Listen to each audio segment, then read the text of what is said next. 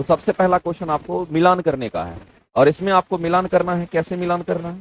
तो आप यहाँ पर देख पा रहे होंगे कि कुछ कार्बनिक यौगिक आपको दे रखा है आपके सामने, कुछ कार्बनिक यौगिक जो है आपको दे रखा है, और उस कार्बनिक यौगिक से मिलान करना है, उस कार्बनिक यौगिक से मिलान करना है, उसके फंक्शनल ग्रुप का मिलान करना है। तो कार्बनिक यौगिक आपको दे रखा है यहाँ पर, और इस कार्बनिक यौगिक का मिलान किसके साथ करना है? तो उस कार्बनिक यौगिक का जो फंक्शनल ग्रुप होता है उसके साथ इसको क्या करना है? तो मैच करना है। इसके साथ इसको क्या करना है? मैच करना है। जैसे आप लगातार तैयारी करते होंगे, मेरी क्लासेस आप लगातार कर रहे होंगे, तो आपको पता होगा सर एल्कोहल के लिए आप बताए थे कि एल्कोहल के लिए OH होता है। एल्कोहल का जो फंक्शनल ग्रुप होता है हमारा OH होता है। एल्डिहाइड का जो फंक्शनल ग्रुप हमारा क्या होता है? क्या होता है? कि ये भी हमने आपको बताया था CH होता है। और कीटोन के लिए भी मैंने बताया था कि ये हमारा क्या होगा? कि यहाँ पर हमारा ये C डबल बॉन्ड O हमारा। और अगर कार्बोक्सिलिक एसिड की बात करते हैं तो ये हमारा क्या था? इसके लिए हमने बताया था C डबल बॉन्ड O और OH हमारा होता है। ये कुछ इस तरीके से मैंने बताया था। और तो आपको मेरे भाई ये ध्यान रखना है कि अगर आपके सामने में कभी भी फंक्शनल ग्रुप की अगर बात आ जाती है, या इसी को हम लोग क्या कहते हैं? तो COOH के नाम से हम लोग जानते हैं तरीके से, या इसी को अगर लिखना होगा तो कहेंगे C डबल बॉन्ड O तो हमारा होगा ही होगा, और यहाँ पर OH ग्रुप इस तरीके से लग जाता है, तो इसको हम लोग कहते हैं। तो आपके सामने में देखते हैं, यहाँ पर आप आसानी से मिलान कर सकते हैं। बताइए पहला जो क्वेश्चन है, इस क्वेश्चन को मिलान करना तो हमारा क्या होगा? तो पहला का तो 3 हो जाएगा। दूसरा जो हमारा एल्डिहाइड है उसके लिए क्या करेंगे? तो हम कहेंगे 2 हो जाएगा। तीसरा हमारा कीटोन है, तो कीटोन के लिए हमारा यहाँ पर है C डबल बॉन्ड O, यहाँ पे रखा है, यानी कि C का 4 होगा। और डी में कार्बोक्सिलिक एसिड है, तो आप कहेंगे 1 होगा।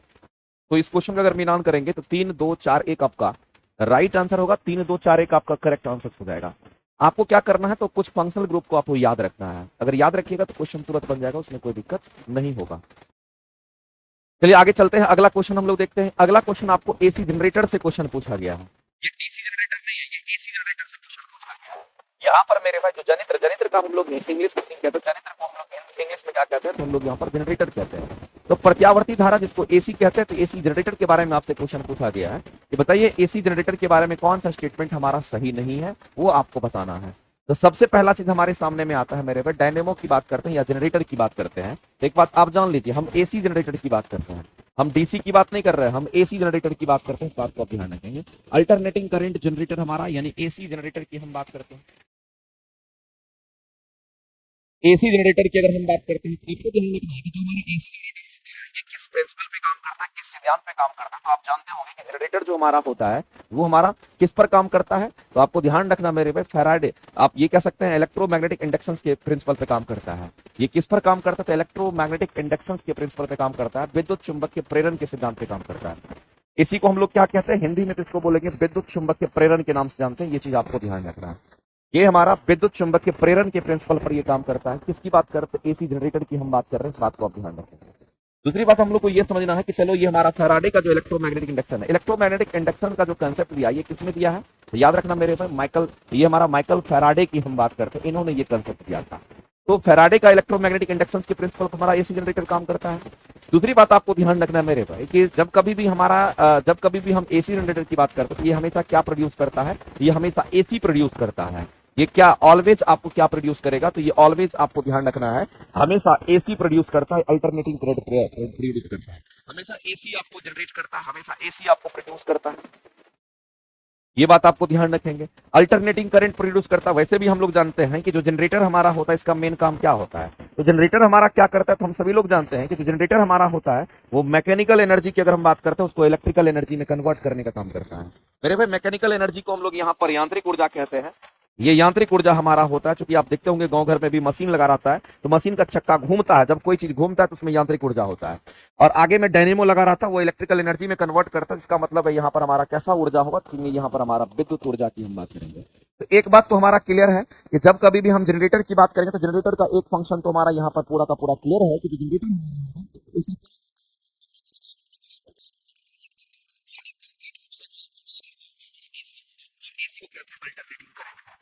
तो मेरे भाई जब कभी भी आपको AC जनरेटर की बात करता है तो AC जनरेटर क्या प्रोड्यूस करेगा? तो कहेंगे AC हमारा अल्टरनेटिंग करंट प्रोड्यूस करता है। ये बात आपको ध्यान रखना है। अब चलते हैं इस क्वेश्चन पर, देखते हैं कौन सा स्टेटमेंट हमारा इसमें से, कौन सा स्टेटमेंट हमारा सही नहीं है, कौन सा स्टेटमेंट हमारा सही नहीं है पूछना है। सबसे पहला है कि ये विद्युत चुंबक के प्रेरण के प्रिंसिपल पे काम करता है। जस्ट मैंने यहाँ पर आपको लिखा है कि जनरेटर हमारा किस प्रिंसिपल पे काम करेगा?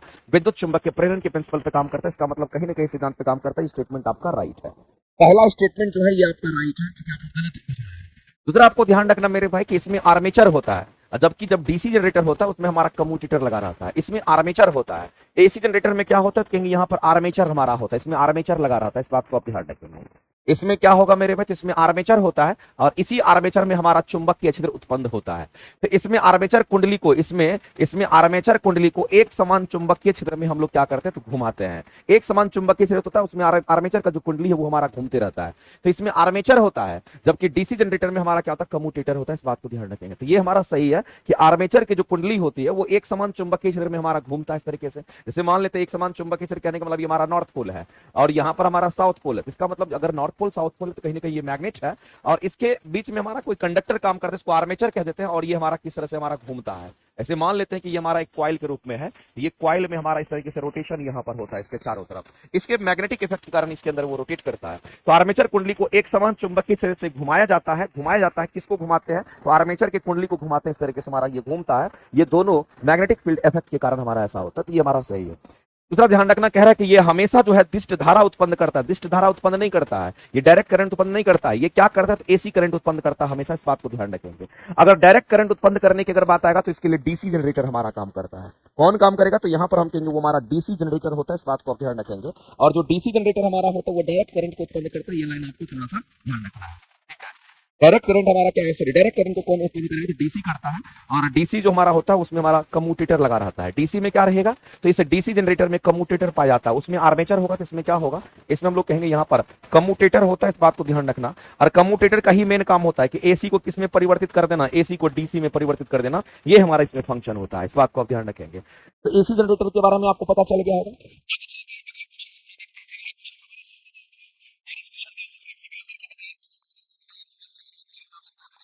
घर में भी एसी ही होता है, हमारे घर में जो भी इलेक्ट्रिकल सिग्नल पास करती है, जहां भी जाती है, सब एसी होता है। लेकिन जो भी बैटरी वैटरी के अंदर हमारा डीसी स्टोर होता है, डायरेक्ट करंट उसमें स्टोर होता है, जबकि एसी को हम स्टोर नहीं कर सकते हैं, डीसी को हम स्टोर कर सकते हैं। इसलिए बैटरी के अंदर जो स्टोर एनर्जी होता है वो हमारा डायरेक्ट करंट के रूप में होता है, इस बात को ध्यान रखें। अगला क्वेश्चन हमारा संवेग से रिलेटेड क्वेश्चन कह रहा है कि आप बताइए कि यहाँ पर संवेग को अगर दोगुना कर देंगे तो उसकी गतिज ऊर्जा में क्या गतिज ऊर्जा में क्या हमारा गतिज ऊर्जा में क्या परिवर्तन होगा, जबकि द्रव्यमान अपरिवर्तित है। तो मेरे पास द्रव्यमान क्या कह रहा है क्वेश्चन में, ये हम नहीं कह रहे, ये क्वेश्चन कह रहा है कि द्रव्यमान कैसा होगा, द्रव्यमान को अपरिवर्तित करने की बात कर रहा है। इसका मतलब द्रव्यमान को यहाँ पर कांस्टेंट मान लीजिए। तब कहता है कि संवेग को दोगुना करेंगे तो बताइए गतिज ऊर्जा में क्या रिलेशन होगा। तो संवेग और गतिज ऊर्जा का जो संबंध होता है वो आपको पता होना चाहिए, हमेशा के लिए याद रख लीजिए।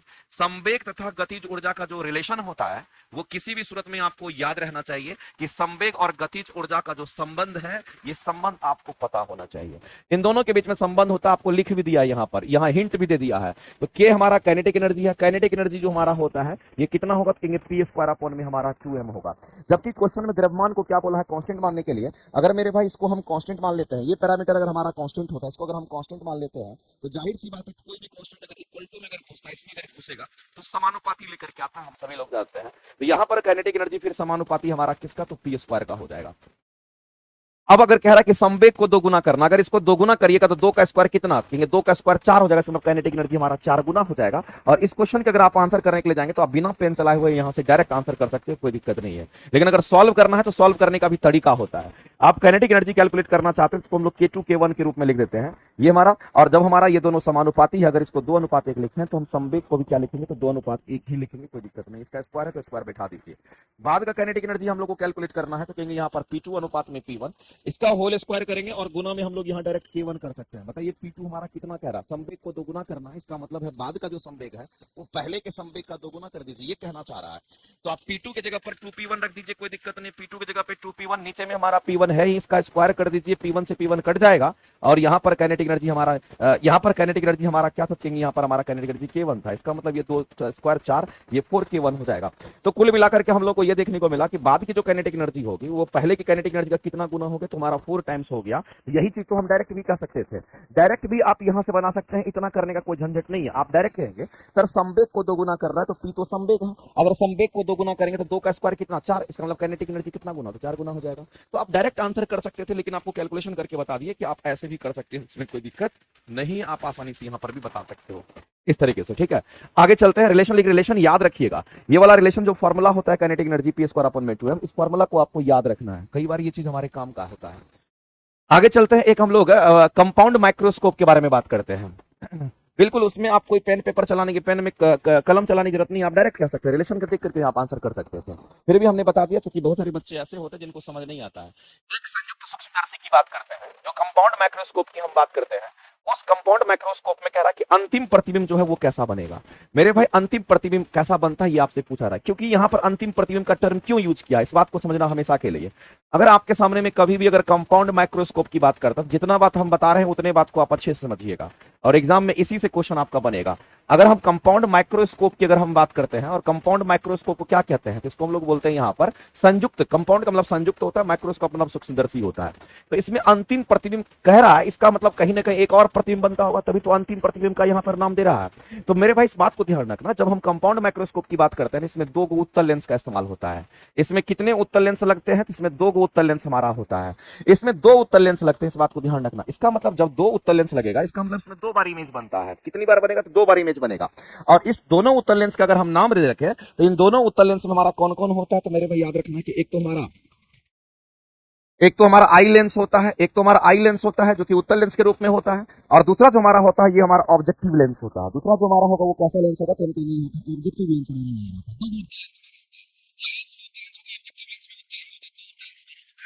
आपसे बोला गया अंतिम प्रतिबिंब कैसा बनेगा, इसका मतलब कहीं ना कहीं उससे पहले एक और प्रतिबिंब हमारा बनेगा, इसलिए अंतिम प्रतिबिंब की बात कर रहे हैं। आप ऐसे इसको समझ सकते थे।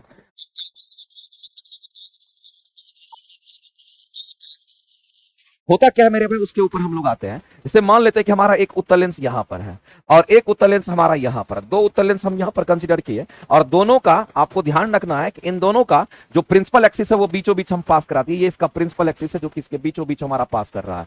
इसका जो प्रिंसिपल एक्सिस है वो बीचों बीच हमारा इस तरीके से पास कर रहा है। यहां पर ऑप्टिकल सेंटर हमारा है, लेकिन कितने लेंस यहां पर लगे हुए हैं, तो 2 लेंस हमारा लगा हुआ है। एक को हम ऑब्जेक्टिव लेंस कहते हैं, तो एक को हम आई लेंस कहते हैं। इसको हम लोग कह देते हैं ये हमारा कैसा लेंस है, इसको हम ऑब्जेक्टिव लेंस का नाम देते हैं, जबकि इसको हम लोग क्या कहते हैं, इसको हम लोग यहाँ पर आई लेंस कहते हैं। यही इसका अरेंजमेंट होता है, अरेंजमेंट आपको दिखाएंगे, अपने आप समझ में आ जाएगा। अगर आई लेंस हमारा इसको कह रहे हैं, इसका मतलब कहीं ना कहीं हमारा आंख का जो सिनेरियो होगा वो कहीं ना कहीं हमारा किधर होगा, तो हम कहेंगे इधर से कहीं ना कहीं हम यहाँ पर देख पा रहे होंगे, इधर से हम देख पा रहे होंगे, ये हमारा आंख है, तो आई लेंस, आंख के सामने आई लेंस होगा, और ये ऑब्जेक्टिव लेंस हमारा होगा। अब इस ऐसी परिस्थिति में क्या होता है, तो वस्तु को आप रखते हैं और इमेज का फॉर्मेशन करते हैं। समझना गौर से, अगर हम वस्तु को यहां रखेंगे, अगर वस्तु यहां रखेंगे, ये हमारा ऑब्जेक्ट है, तो इसका इमेज यहां पर बनता है। ध्यान रखना, हम आपको डायरेक्ट बता रहे हैं, यानी इसके लिए इस ऑब्जेक्ट के लिए इमेज कहां बनेगा, तो यहां पर बनेगा। दूसरी बात आपको समझना मेरे भाई कि यहां जो इमेज बनता है, तो इसका कुछ पार्ट जो है इस पर टकरा करके वापस इमेज को कहां भेज देता है, तो वापस इमेज को इधर की ओर भेजता है। वापस इमेज को किधर भेजेगा, तो वापस जो हमारा इमेज को इधर हमारा भेजता है और बड़ा इमेज बनाता है। वैसे भी कंपाउंड माइक्रोस्कोप है, तो माइक्रोस्कोप तो बड़ा इमेज ही बनाता है, तो ये यहां पर बड़ा इमेज का फॉर्मेशन करता है।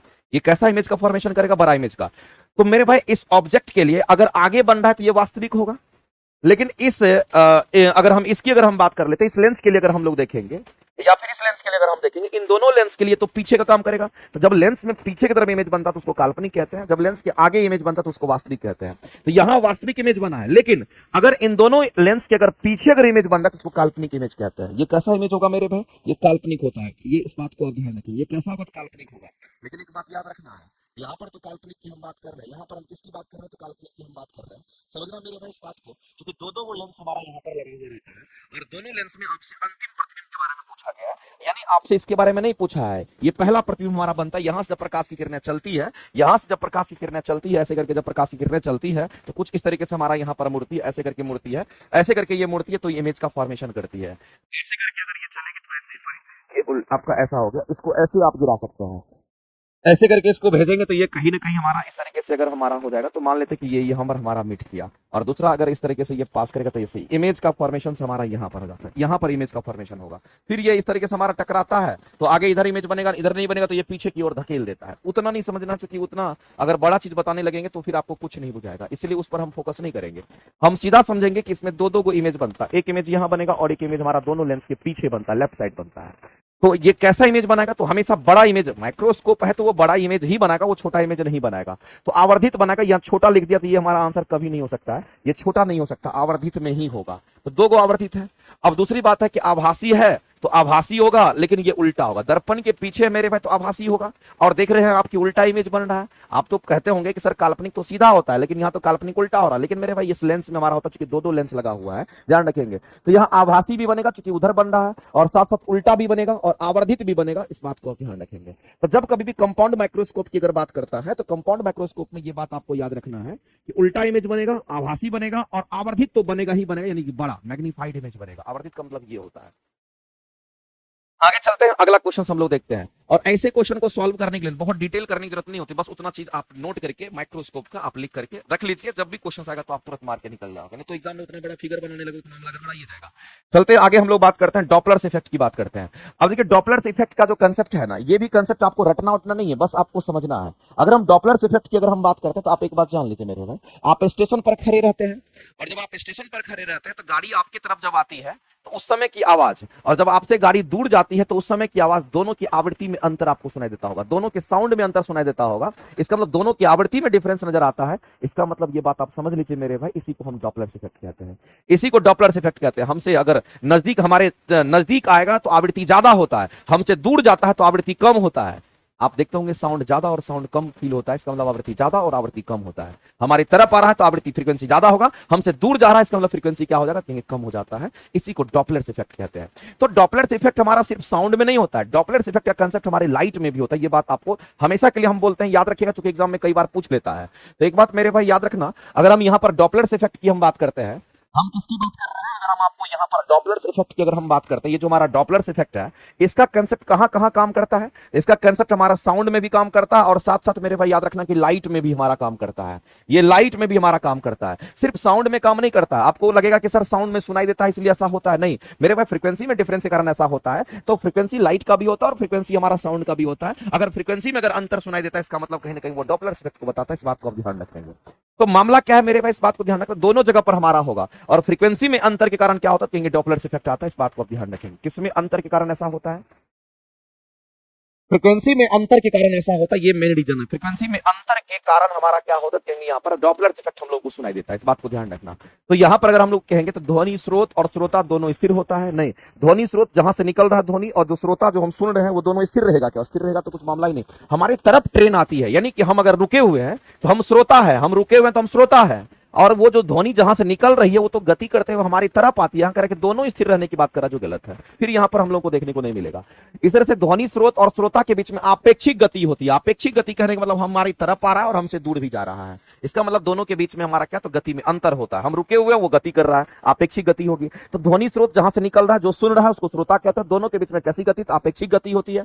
और उसमें क्या होता है, जिससे प्रक्षेपित आवृत्ति में क्या होता है, परिवर्तन होता है। जिसके प्रक्षेप आवृत्ति में क्या होता है, परिवर्तन होता है। और इसी आवृत्ति में परिवर्तन के कारण जो आपको साउंड में डिफरेंस सुनाई देता है, उसी को हम लोग क्या कहते हैं, डॉपलर्स इफेक्ट कहते हैं। तो मेरे भाई डॉपलर्स इफेक्ट साउंड में भी होगा, डॉपलर्स इफेक्ट हमारे लाइट में भी होता है। इस बात को आप हमेशा के लिए ध्यान रखिएगा। ध्वनि की तीव्रता में परिवर्तन के कारण नहीं मेरे भाई, किसमें अंतर के कारण होता है, तो एक लाइन में आप समझ लीजिए, फ्रीक्वेंसी में अंतर के कारण होता है। इसका मतलब साउंड में फ्रीक्वेंसी कारण होगा, या फिर लाइट में भी फ्रीक्वेंसी के अंतर के कारण होता है। ये बात आप सभी लोग जानिए, और इस तरीके से आपको समझना पड़ेगा। लाइट में भी आप देखते होंगे अलग अलग कलर होता है। कितने कलर होते हैं, 7 कलर होते हैं। 7 कलर में सबका वेवलेंथ क्या होता है, अलग अलग होता है। जब सबका वेवलेंथ अलग अलग, सबकी फ्रीक्वेंसी अलग अलग होगी। तो मामला यही है मेरे भाई, इस बात को आप ध्यान रखना।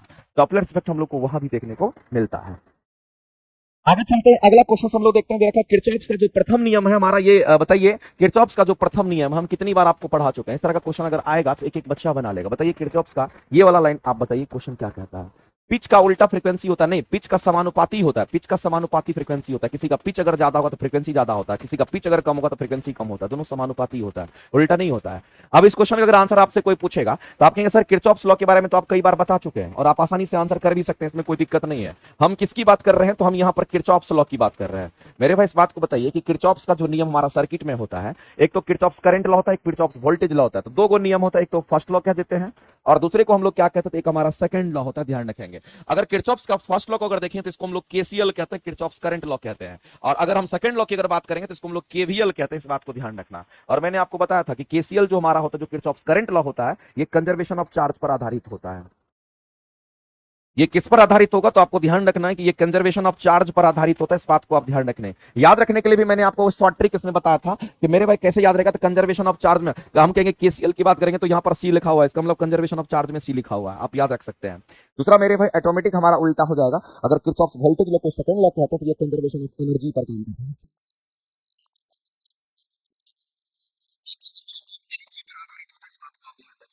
जबकि ये कंजर्वेशन ऑफ चार्ज पर काम करता है। अब यहाँ पर आपको देखिए क्वेश्चन को सॉल्व करना होगा। देखिए प्रथम नियम बोला ना, प्रथम नियम को केसीएल कहते हैं। क्या बोलते हैं, सीएल कहते हैं। इसका मतलब केसीएल का मतलब क्या है, तो कहेंगे केसीएल में यहाँ पर सी है, और सी का मतलब क्या होता है, चार्ज होता है। चार्ज का मतलब क्या, चार्ज कंजर्व हो जाएगा, इसका मतलब आवेश संरक्षित रहेगा। और आप इस क्वेश्चन का आंसर क्या करेंगे, तो ऑप्शन नंबर बी आपका राइट होगा। क्वेश्चन बनाने के लिए बहुत ज्यादा दिमाग नहीं लगाना होता है, बस आपको क्या प्रैक्टिस की जरूरत होती है। जो प्रैक्टिस ज्यादा करेगा ना, देखो करके लिख देते हैं, हाथ में लिख लीजिए, दिमाग में लिख लीजिए, डायरी में लिख लीजिए। जो जितना प्रैक्टिस करेगा क्वेश्चन का, वो एग्जाम में उतना ही ज्यादा स्कोर करके आएगा। और जिसको लगेगा कि एक चीज को मंत्र पढ़ रहे हैं, घर में खाली बैठ करके मंत्र पढ़ रहे हैं, क्वेश्चंस नहीं बना रहे हैं, उनका मामला फिर फंसता है। इसलिए आपको किसी भी सूरत में लगातार टेस्ट देते ही रहना है। और जो भी चीज हम आपको प्रोवाइड करते हैं, जहां से भी प्रोवाइड करते हैं, जो क्वेश्चंस के माध्यम से हम आपको कराना चाहते हैं, वो एक एक क्वेश्चंस को आप बार बार बनाइए। हम अगर एक्युमुलेट करके देते हैं तो कहीं ना कहीं वो आपके लिए बेहतर ही होगा। इसलिए आप प्रैक्टिस कीजिए, आपके पास मटेरियल की कमी नहीं है, आप लगातार उस पर क्वेश्चंस को प्रैक्टिस करते रहिए, मेहनत करते रहिए। देखिए सफलता कैसे मिलती है। तो ऐसे ऐसे क्वेश्चन में तो हमको लगता है कि एक बार अगर सीख लीजिएगा तो बार बार आपको दिमाग लगाने की एकदम जरूरत नहीं होगी, बहुत जल्दी आंसर कर लीजिएगा। अब देखिए यहाँ पर एक डायोड होता है, दूसरा जेनर डायोड होता है। मेरे भाई अगर दे दिया क्वेश्चन तो हम लोग सीख लेंगे, इसमें कोई दिक्कत नहीं है। लेकिन आपको जानना है कि जो डायोड हमारा होता है, ये डायोड हमारा क्या होता है। तो आप एक बात जान लीजिए, डायोड का जो सिंबल होता है इलेक्ट्रॉनिक डिवाइस में, ये हमारा यूज होता है, ये डायोड का हमारा सिंगल होता है। और इसमें एक तरफ हमारा प्लस होता है, दूसरी तरफ हमारा माइनस होता है। और यहाँ पर इसको हम कहते हैं पी और इसको कहते हैं एन। और इसको हम लोग कहते हैं हमारा फॉरवर्ड बायस होता है। ये कैसा बायस होता है मेरे भाई, तो इसको हम लोग कहते हैं कि हमारा ये फॉरवर्ड बायस होता है। इस बात को आप ध्यान रखेंगे। अगर हम यहाँ पर किसकी बात करें, सिंपल डायोड की अगर बात करते हैं, तो ये फॉरवर्ड बायस होता है। और इसको हम लोग पीएन जंक्शन फॉरवर्ड बायस कहते हैं। इसको क्या कहेंगे, तो इसको हम लोग यहाँ पर पीएन जंक्शन फॉरवर्ड बायस के नाम से जानते हैं। और याद रखना मेरे भाई, ये जो डायोड होता है ना, ये एक दिशात्मक होता है। ये कैसा होता है, तो आपको ध्यान रखना है कि ये एक दिशात्मक, हम इसको इसलिए कह रहे हैं क्योंकि एक ही दिशा में ये करंट को पास करेगा। पी से एन की तरफ करंट जाता है, उल्टा करंट नहीं हो सकता है, क्योंकि ये प्लस है ये माइनस, ये उल्टा करंट नहीं होता, एक दिशात्मक होता है। इस बात को आप ध्यान रखेंगे। इसी तरीके से हमारा क्या होता है, हम लोग यहां पर समझते हैं, एक जेनर डायोड हमारा होता है। अगर हम जेनर डायोड की अगर हम बात करते हैं तो इसमें बहुत ज्यादा दिक्कत नहीं है, आपको बस इतना बात समझना है कि जो जेनर डायोड हमारा होता है, इसका काम क्या और दिखता कैसा है। तो अगर हम जेनर डायोड की बात करते हैं ना, ये भी डायोड तो हम लोग बनाएंगे, ऐसा फिगर हमारा होगा ही होगा, ऐसा फिगर होगा ही होगा। लेकिन अगर जेनर डायोड है, इसमें जड का सिंबल आप दिखते होंगे, इसीलिए यहां पर अगर आप देखेंगे तो जेनर डायोड में यहां पर आपको जड बन जाता है। यहां पर क्या बन जाएगा, तो इसको जड से हम लोग दिखाते हैं, इसी को जेनर डायोड कहते हैं। अगर जड नहीं है तो डायोड है, अगर जड लग गया, जड से ये सिंबॉलिक रिप्रेजेंट, मतलब ये जेनर डायोड है। और एक बात आप जान लीजिए मेरे भाई, जो जेनर डायोड होता है, ये हमारा फॉरवर्ड और रिवर्स दोनों बायस होता है। और दूसरी बात आपको ध्यान रखना है कि जो जेनर डायोड होता है हमारा, ये वोल्टेज रेगुलेशन में काम करता है। ये वोल्टेज को रेगुलेशन में हेल्प करता है, या वोल्टेज को रेगुलेट करता है, ये ऐसे समझ लीजिए। क्या करता है, तो कहेंगे हमारा वोल्टेज को रेगुलेट करता है। ये लाइन आपको ध्यान रखना है, ये वोल्टेज को रेगुलेट करता है, इतनी लाइन बस आपको ध्यान रखना है। अगर हम जेनर डायोड की बात करते हैं तो कुछ इस तरीके से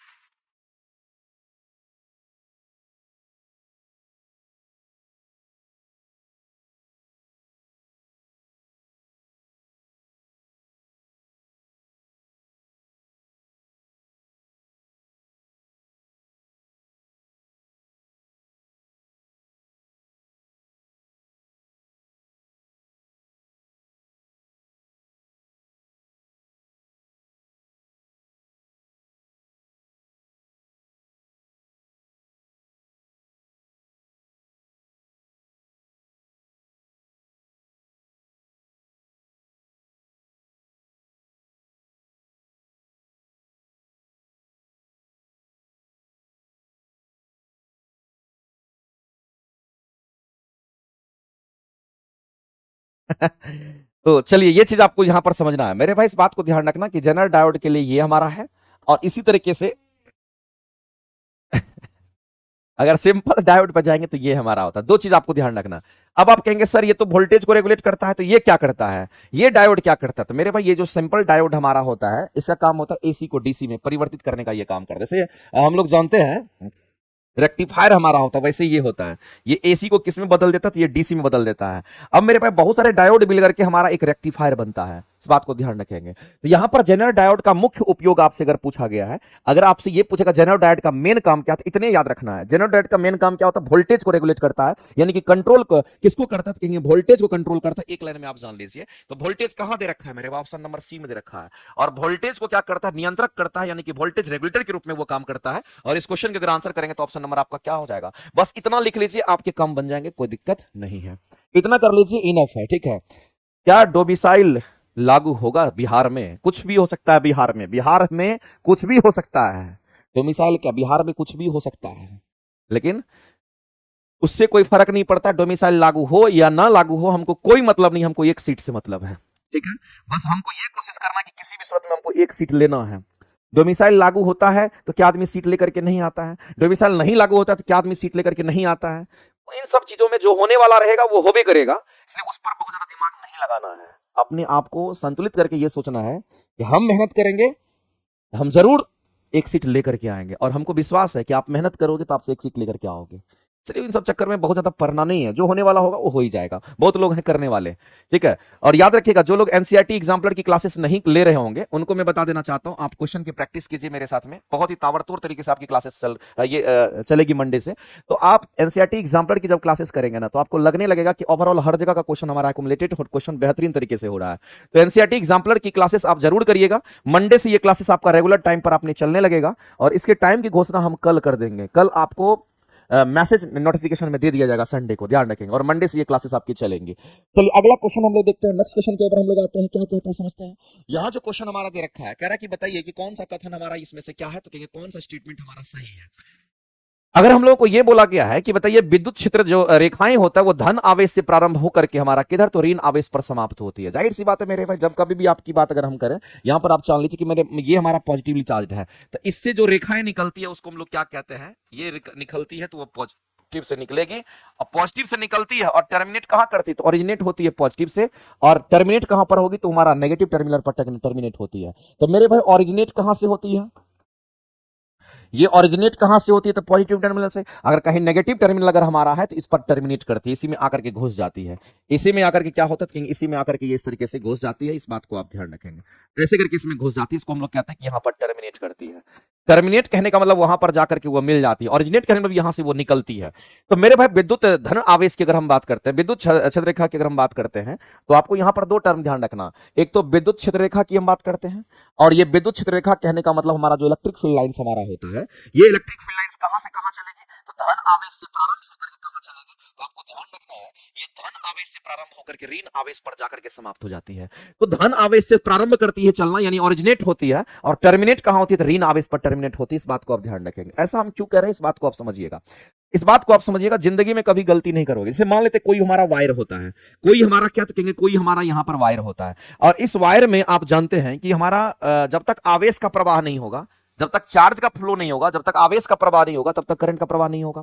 और आवेश के प्रवाह के लिए क्या चाहिए? तो यहां का प्लस पॉजिटिव पोटेंशियल, यहां का नेगेटिव पोटेंशियल कर दीजिए। तो एक जगह पॉजिटिव पोटेंशियल, एक जगह नेगेटिव पोटेंशियल, और इसमें जो प्रवाहित होगी तो उसको हम लोग कहेंगे चार्ज, उसको हम आवेश कहते हैं। इसका मतलब मेरे भाई आवेश की अगर हम बात करते हैं तो वो पॉजिटिव से किधर जाती है? नेगेटिव तरह जाती है, निकलती यहां से और मिलती यहां पर। इस बात को आप ध्यान रखेंगे। तो ऐसे भी आप इसको समझ सकते थे, लेकिन आप यहां पर ये समझ लीजिए कि इलेक्ट्रिक फील्ड लाइंस की अगर हम बात करते हैं, निकलती है पॉजिटिव टर्मिनल से और मिलती कहां जाकर के? नेगेटिव टर्मिनल से। अगर यही चीज मैग्नेटिक फील्ड लाइंस की बात करते हैं तो नॉर्थ पोल से निकलती है और साउथ पोल पे जाके मिलती है। इस बात को ध्यान रखना, magnetic field lines north pole से निकलती है, साउथ पोल पर हमारा जाके मिलती है, ये बात आपको ध्यान रखना है। तो यहां पर इलेक्ट्रिक फील्ड लाइंस की बात कर रहा था, इसीलिए हम लोग यहां पर कहेंगे किसकी बात कर रहा था? कहेंगे यहां पर इलेक्ट्रिक फील्ड लाइंस की बात कर रहा था।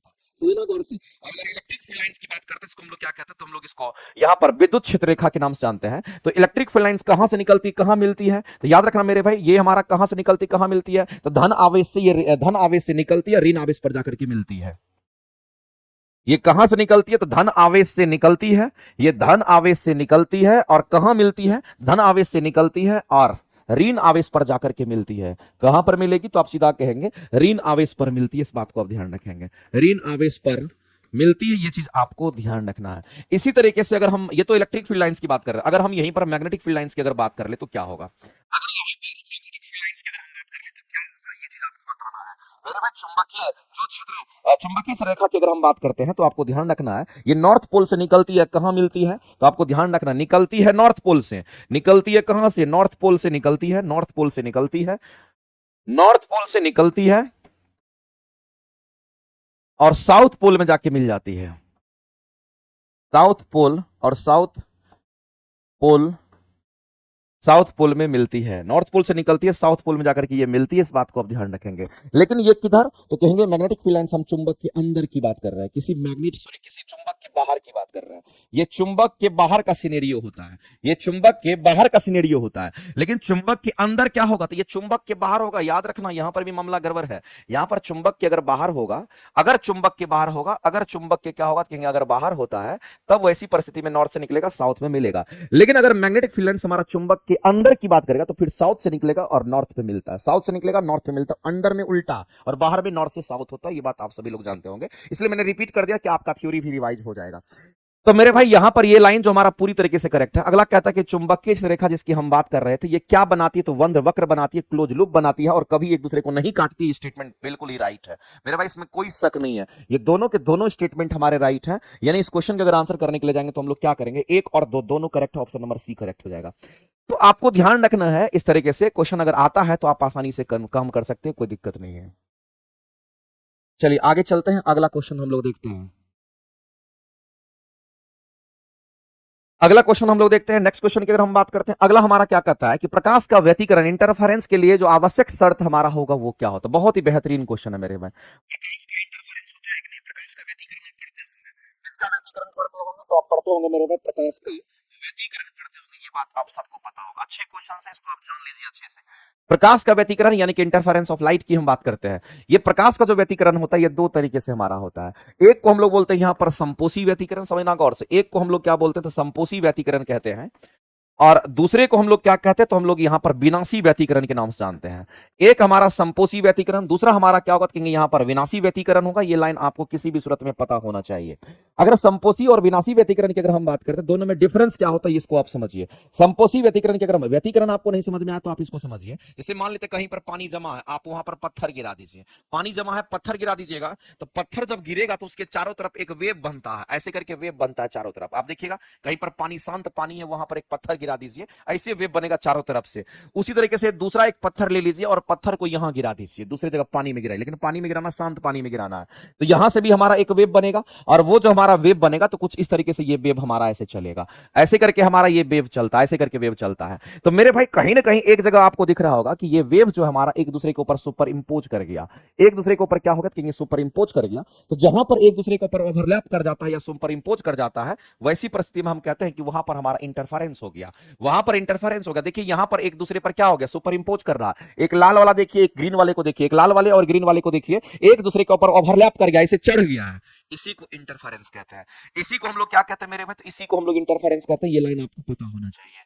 इसका मतलब है यही हमारा क्या होगा, तो यही हमारा इंटरफेरेंस होता है, इसी को हम इंटरफेरेंस कहते हैं। अब आप कहेंगे सर पानी वाला कंसेप्ट आप क्यों यूज किए, क्योंकि हम लोग जानते हैं, हम लोग ये बात जानते हैं कि पानी की सतह पर अनुप्रस्थ तरंग चलती है, ऐसे ऊपर नीचे चलती है। पानी के अंदर तो अनुदैर्ध्य तरंग होगी, पानी की सतह पर अनुप्रस्थ तरंग होती है, और जो सूर्य से आने वाली प्रकाश होती है वो भी अनुप्रस्थ होती है। इसलिए अनुप्रस्थ तरंग को हम कहीं से भी रिलेट कर सकते हैं, कोई दिक्कत नहीं है, जहां उसकी वेव नेचर होगी वहां पर हम लोग कर सकते हैं। इसलिए पानी में ऐसा वेव बनता है, इसलिए हम, लेकिन जहां पर एक दूसरे को सुपर इंपोज करेगा वहां पर हम सीधा कह सकते हैं कि वहां पर हमारा इंटरफेरेंस बनेगा। तो मेरे पास जब सुपर इंपोज होता है तो दो तरीके से सुपर इंपोज होता है, दो तरीके से हमारा ओवरलैप करता है। अगर मान लेते हैं कि ये एक में वेव हमारा ऐसे चला गया, और दूसरा जो हमारा वेव बना वो क्या किया, वो इसी पर हमारा ओवरलैप हो गया, यानी कि इसी के ऊपर और इसका जो एम्पलीट्यूड था ना, उसके एम्पलीट्यूड को और बढ़ा दिया।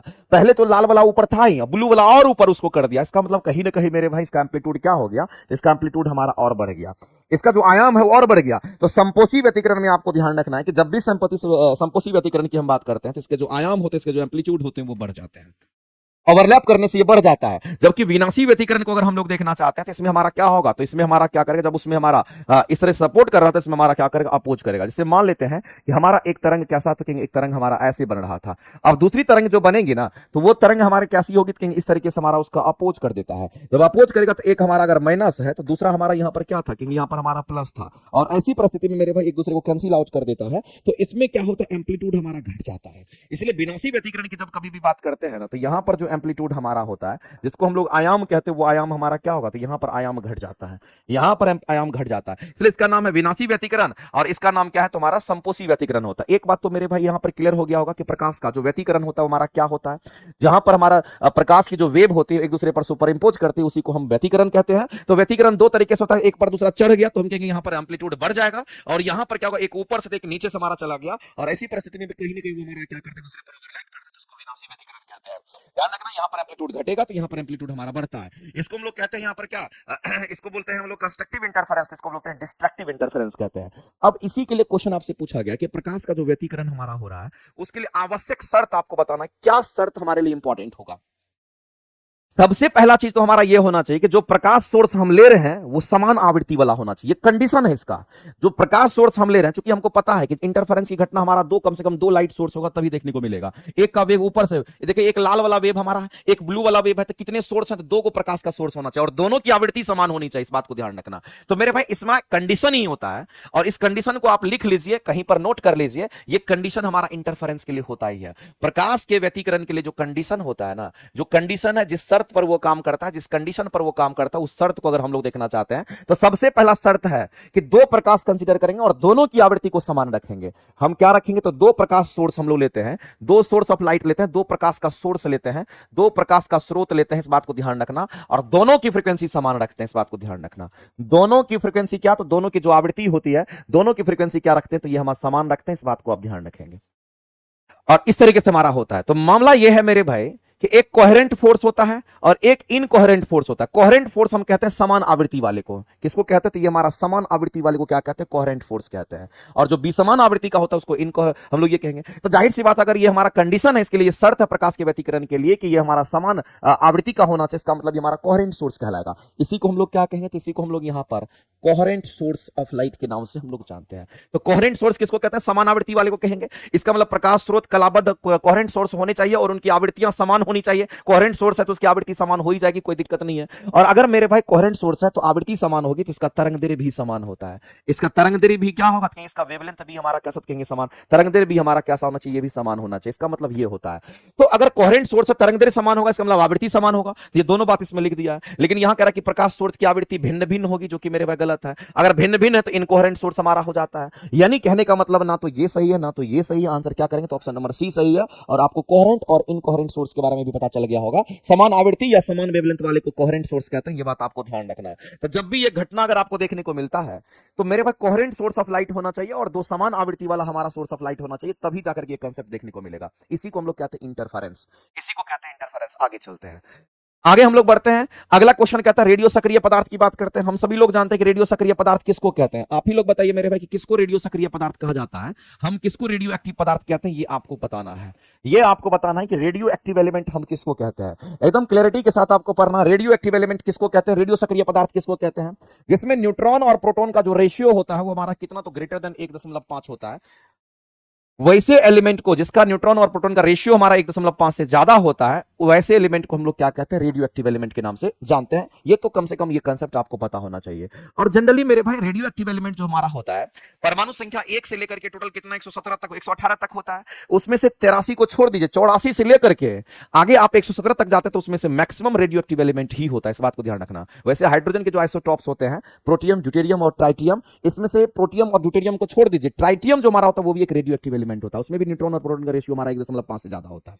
जिस भी एलिमेंट का न्यूट्रॉन और प्रोटॉन का रेशियो 1.5 से ज्यादा होगा उसको एक रेडियो एक्टिव एलिमेंट कहते हैं। और रेडियो एक्टिव एलिमेंट किसका एमिशन करती है, तो अल्फा बीटा गामा तीनों का एमिशन करती है। ये किसका एमिशन करेगी, तो ये अल्फा का एमिशन करती है। ये किसका एमिशन करेगी, तो ये बीटा कण का भी एमिशन करती है। ये किसका एमिशन करेगी, तो मेरे भाई ये गामा रे का भी एमिशन करती है। इस बात को ध्यान रखना, यहां से तीनों चीज इमिट करता है और धीरे धीरे इसकी शक्ति कम हो जाती है। तो यहां पर मेरे भाई वही चीज आपसे पूछा रहा कि इतने दिनों के बाद उसकी शक्ति कम हो जाएगी। वैसा ही कुछ क्वेश्चन को दे रखा है, कहता है कि किसी रेडियो एक्टिव एलिमेंट का जो हाफ लाइफ है, उसका जो हाफ लाइफ है वो कितने दिन का दे रखा है। तो किसी रेडियो एक्टिव एलिमेंट का जो पदार्थ है उसका अर्ध आयु काल जो है 10 दिन का दे रखा है। यानी कंप्लीट रूप से आप सीधा कहेंगे सर हाफ लाइफ क्वेश्चन में दे रखा है, और हाफ लाइफ को कैसे लिखते हैं, तो ऐसे टी हाफ लिखते हैं। और ये कितने दिन का दे रखा है, तो ये आपको 10 दिन का आपको दे रखा है। ये 10 दिन इसका हाफ लाइफ है। आगे कहता है कि कितने दिनों के बाद पदार्थ का 7/8 भाग विघटित हो जाएगा, खत्म हो जाएगा, क्योंकि उससे अल्फा बीटा गामा का इमिशन हो रहा है, यानी कहीं ना कहीं वो हमारा खत्म हो जाएगा, उसके अंदर रेडियो एक्टिव गुण हमारा खत्म हो जाएगा। तो मेरे पास कितने दिनों के बाद 7/8 भाग हमारा विघटित हो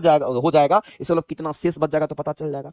तो इसके लिए कुछ करना नहीं है, 2-3 गो फॉर्मूला जिसका यूज करना होता है रेडियो एक्टिव एलिमेंट के लिए। सबसे पहला फॉर्मूला पर चर्चा करते हैं, और कई बार हम क्लास में कराते कराते बताए भी हैं, ये 0.693 डिवाइडेड हमारा यहाँ पर रेडियो एक्टिव कांस्टेंट से हम लोग डिवाइड करते हैं, लैम्डा होता है। दूसरा फॉर्मूला हमने आपको कई बार बोला है कि ये फॉर्मूला याद रखना कि n इक्वल टू हमारा क्या, n not divided by 2 to the power n होता है।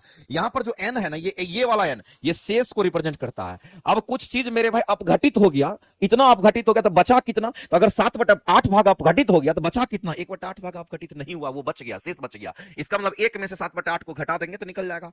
तो आप इस तरीके से बना सकते हैं। और ये किसको रिप्रेजेंट करता है, n0, जिसको टोटल को रिप्रेजेंट करता है। ये बात आपको ध्यान रखना। इसी तरीके से तीसरा फॉर्मूला हमारा होता है, और क्वेश्चन आप फॉर्मूला सही बनाना, बेसिक से बनाने के लिए जाओगे बहुत समय लग जाएगा, और कुल समय बराबर हमारा क्या होगा, कहेंगे हाफ लाइफ, और गुना में आप n कर लेना। तो मेरे भाई आपसे बोला है कि कितने दिनों के बाद, यानी कुल समय आपसे पूछ रहा है कितने दिनों के बाद हमारा 7/8 भाग अपघटित हो जाएगा, तो ये आपको पूछ रहा है। तो मेरे भाई इसमें अगर हम लोग यूज करते हैं फॉर्मूला का, तो ये दोनों फॉर्मूला हमारा बारीकी से यूज होता है, इस बात को ध्यान रखेंगे।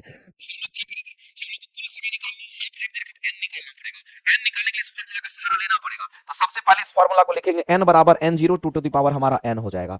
मेरे भाई यहां पर अगर हम n0 को 1 मानेंगे तो इसका मतलब जो शेष होगा वो कितना बच गया, 7/8 भाग अगर हमारा विघटित होगा तो बचा कितना, तो मेरे पास शेष जो बचा वो 1/8 भाग बच गया। इसको डायरेक्ट हम लोग कह सकते हैं, और हमने इसको क्या माना था, 1 माना था, 1 में से 7/8 घटाएंगे तो ये 1/8 बच जाएगा, और यहां पर 2 के पावर n हो जाएगा। यहां से n की वैल्यू अगर कैलकुलेट करेंगे तो 8 को हम लोग लिख सकते हैं 2 का पावर 3, और 2 का पावर 3, और यहां पर 2 का पावर n हो जाएगा। बेस सेम तो पावर मेरे भाई आपस में हम इसको बराबर कर सकते हैं, यानी कि n बराबर हमारा 3 हो जाएगा।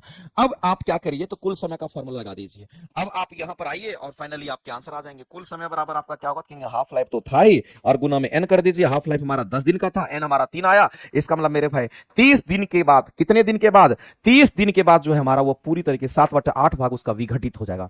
30 दिन के बाद, कितने दिन के बाद विघटित हो जाएगा, टोटली कहेंगे वहां पर 7/8 भाग हमारा 30 दिन के बाद विघटित हो जाएगा, और कितना बच जाएगा, तो 1/8 भाग हमारा बच जाएगा। बताइए ऐसे क्वेश्चन कराए हैं कि नहीं कराए आप लोगों को, कितनी बार करा चुके हैं। एक एक क्वेश्चन पर आप प्रैक्टिस इतना बढ़िया से कर लीजिए, क्वेश्चन हमेशा आएगा, हमेशा आप बनाते जाओगे, और मैक्सिमम रूप से यही दोनों फार्मूला का इस्तेमाल होता है।